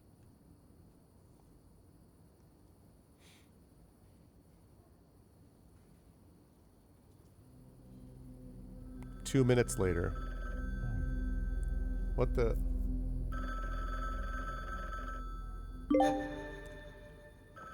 Achievement unlocked. Timeless Mansion, complete book 5. Okay.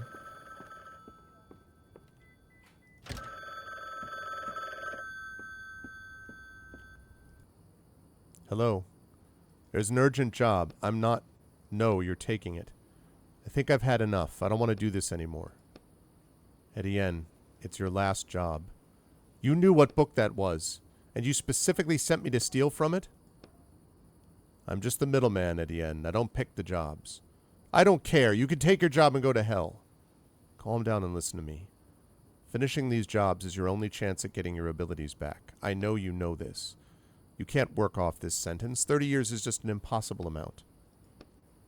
Your publisher betrayed you. Your lover left you. It's time to take back what you're owed. How do you... Etienne, you're only a single step away from freedom. Fine. Excellent. Excellent. The order's at your door. All right, let's get that order. And then we're going to bring it to the desk, and that is going to be where we'll wrap it up, which means we'll definitely finish it the next session that we play of this, for sure.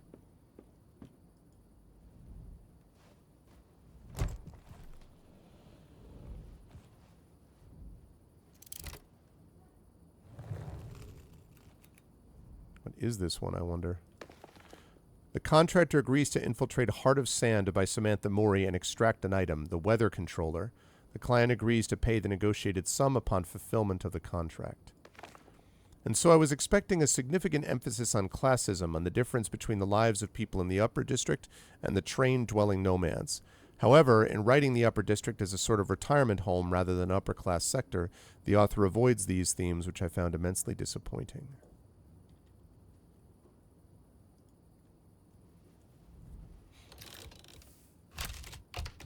This one's a smaller one again. Okay. All right. Well, so that means... Oh, can I do this one? Yeah, there we go. Heal on use. That is very useful. Absolutely. Achievement unlocked. Upgrade your skills 5 times. Strive for perfection. Nice. Got a ton of achievements today.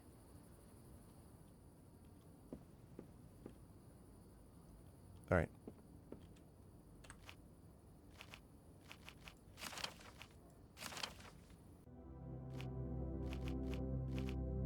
Okay, let me make sure that this is correct. Yep, it is. All right, folks. Well, this time of play is wrong because there was another 3-hour stretch that I played before this when I was on the road. So really, it's like 8 hours. And the other thing is that I also have done some of these other achievements, like found a room. And I did these other things before this. So I actually have more achievements than this if you put them together. But it is what it is. That's fine. But yeah, we made some very good progress on this. We will finish this the next time that I play. This will be in a couple of weeks probably. And then after that, it will be on to Solasta. Will be the next order of business. Solasta will be the next order of business, the final DLC in Solasta, which we'll be doing as well. Yeah, well, but part of the problem in this case was the fact that I had, I played part of this on my mobile setup, and then I managed to get my saves over, but the achievements didn't necessarily get over the same way because of the way it was managed. So it was a little, it was not a big deal, but it was just, I had a feeling it was going to be not exactly the way I wanted it, but it was fine. So this was a good time. I hope you folks enjoyed this. I have really been having a lot of fun with the Bookwalker Thief of Tales, and I will be finishing it next time, as I say, the next time that we play it. Next week, though, is Talisman Adventures with the GOG crew, so I'm looking forward to that as we move into the final adventure of Talisman Adventures. That's going to be starting next Tuesday, and then probably the Tuesday after that is when I would finish this up, is my guess. But I'll figure out exactly what's happening with September stuff sometime next week. But that is going to do it for me for today. Kilgore Trout is going to be joining you a number of hours from now. I don't know how many, like 6-7 hours or something like that. But I am going to be over on my channel in just about 50 minutes, a little over 50 minutes, with Shire Adventures. So if you want some Hobbit shenanigans and some tabletop roleplay, you should come join us over there at that time. And then I will be on my own channel again on Friday, where I believe I'll be doing this Friday, I believe I've got Expedition for the Mysterious Peaks that I'm doing, tabletop stuff. And then Saturday, more tabletop stuff with Eberron, Oracle of War. So we have a lot of tabletop stuff that's going on. If you like what you saw and heard, I hope you will follow the channel. I hope you will follow us here on GogCom's Twitch channel. I hope you will subscribe to us here on GogCom's Twitch channel. And I hope you'll consider clicking through and checking out our individual systems, because we have our own individual Patreons and subsystems and stuff like that. But this was a lot of fun. I really have been enjoying this, and I will be finishing up Bookwalker Thief of Tales in the next session. But otherwise, thank you all for being here, and I will see you folks later on. Until we next speak to each other, everyone, please be good to each other, and I'll see you over on my channel in a bit, back here in a few hours for Kilgore Trout and Terra Nova, Strike Force Terra Nova, a little bit later on tonight. But that's it for now. Thanks, everyone, and I'll catch y'all soon. Bye-bye.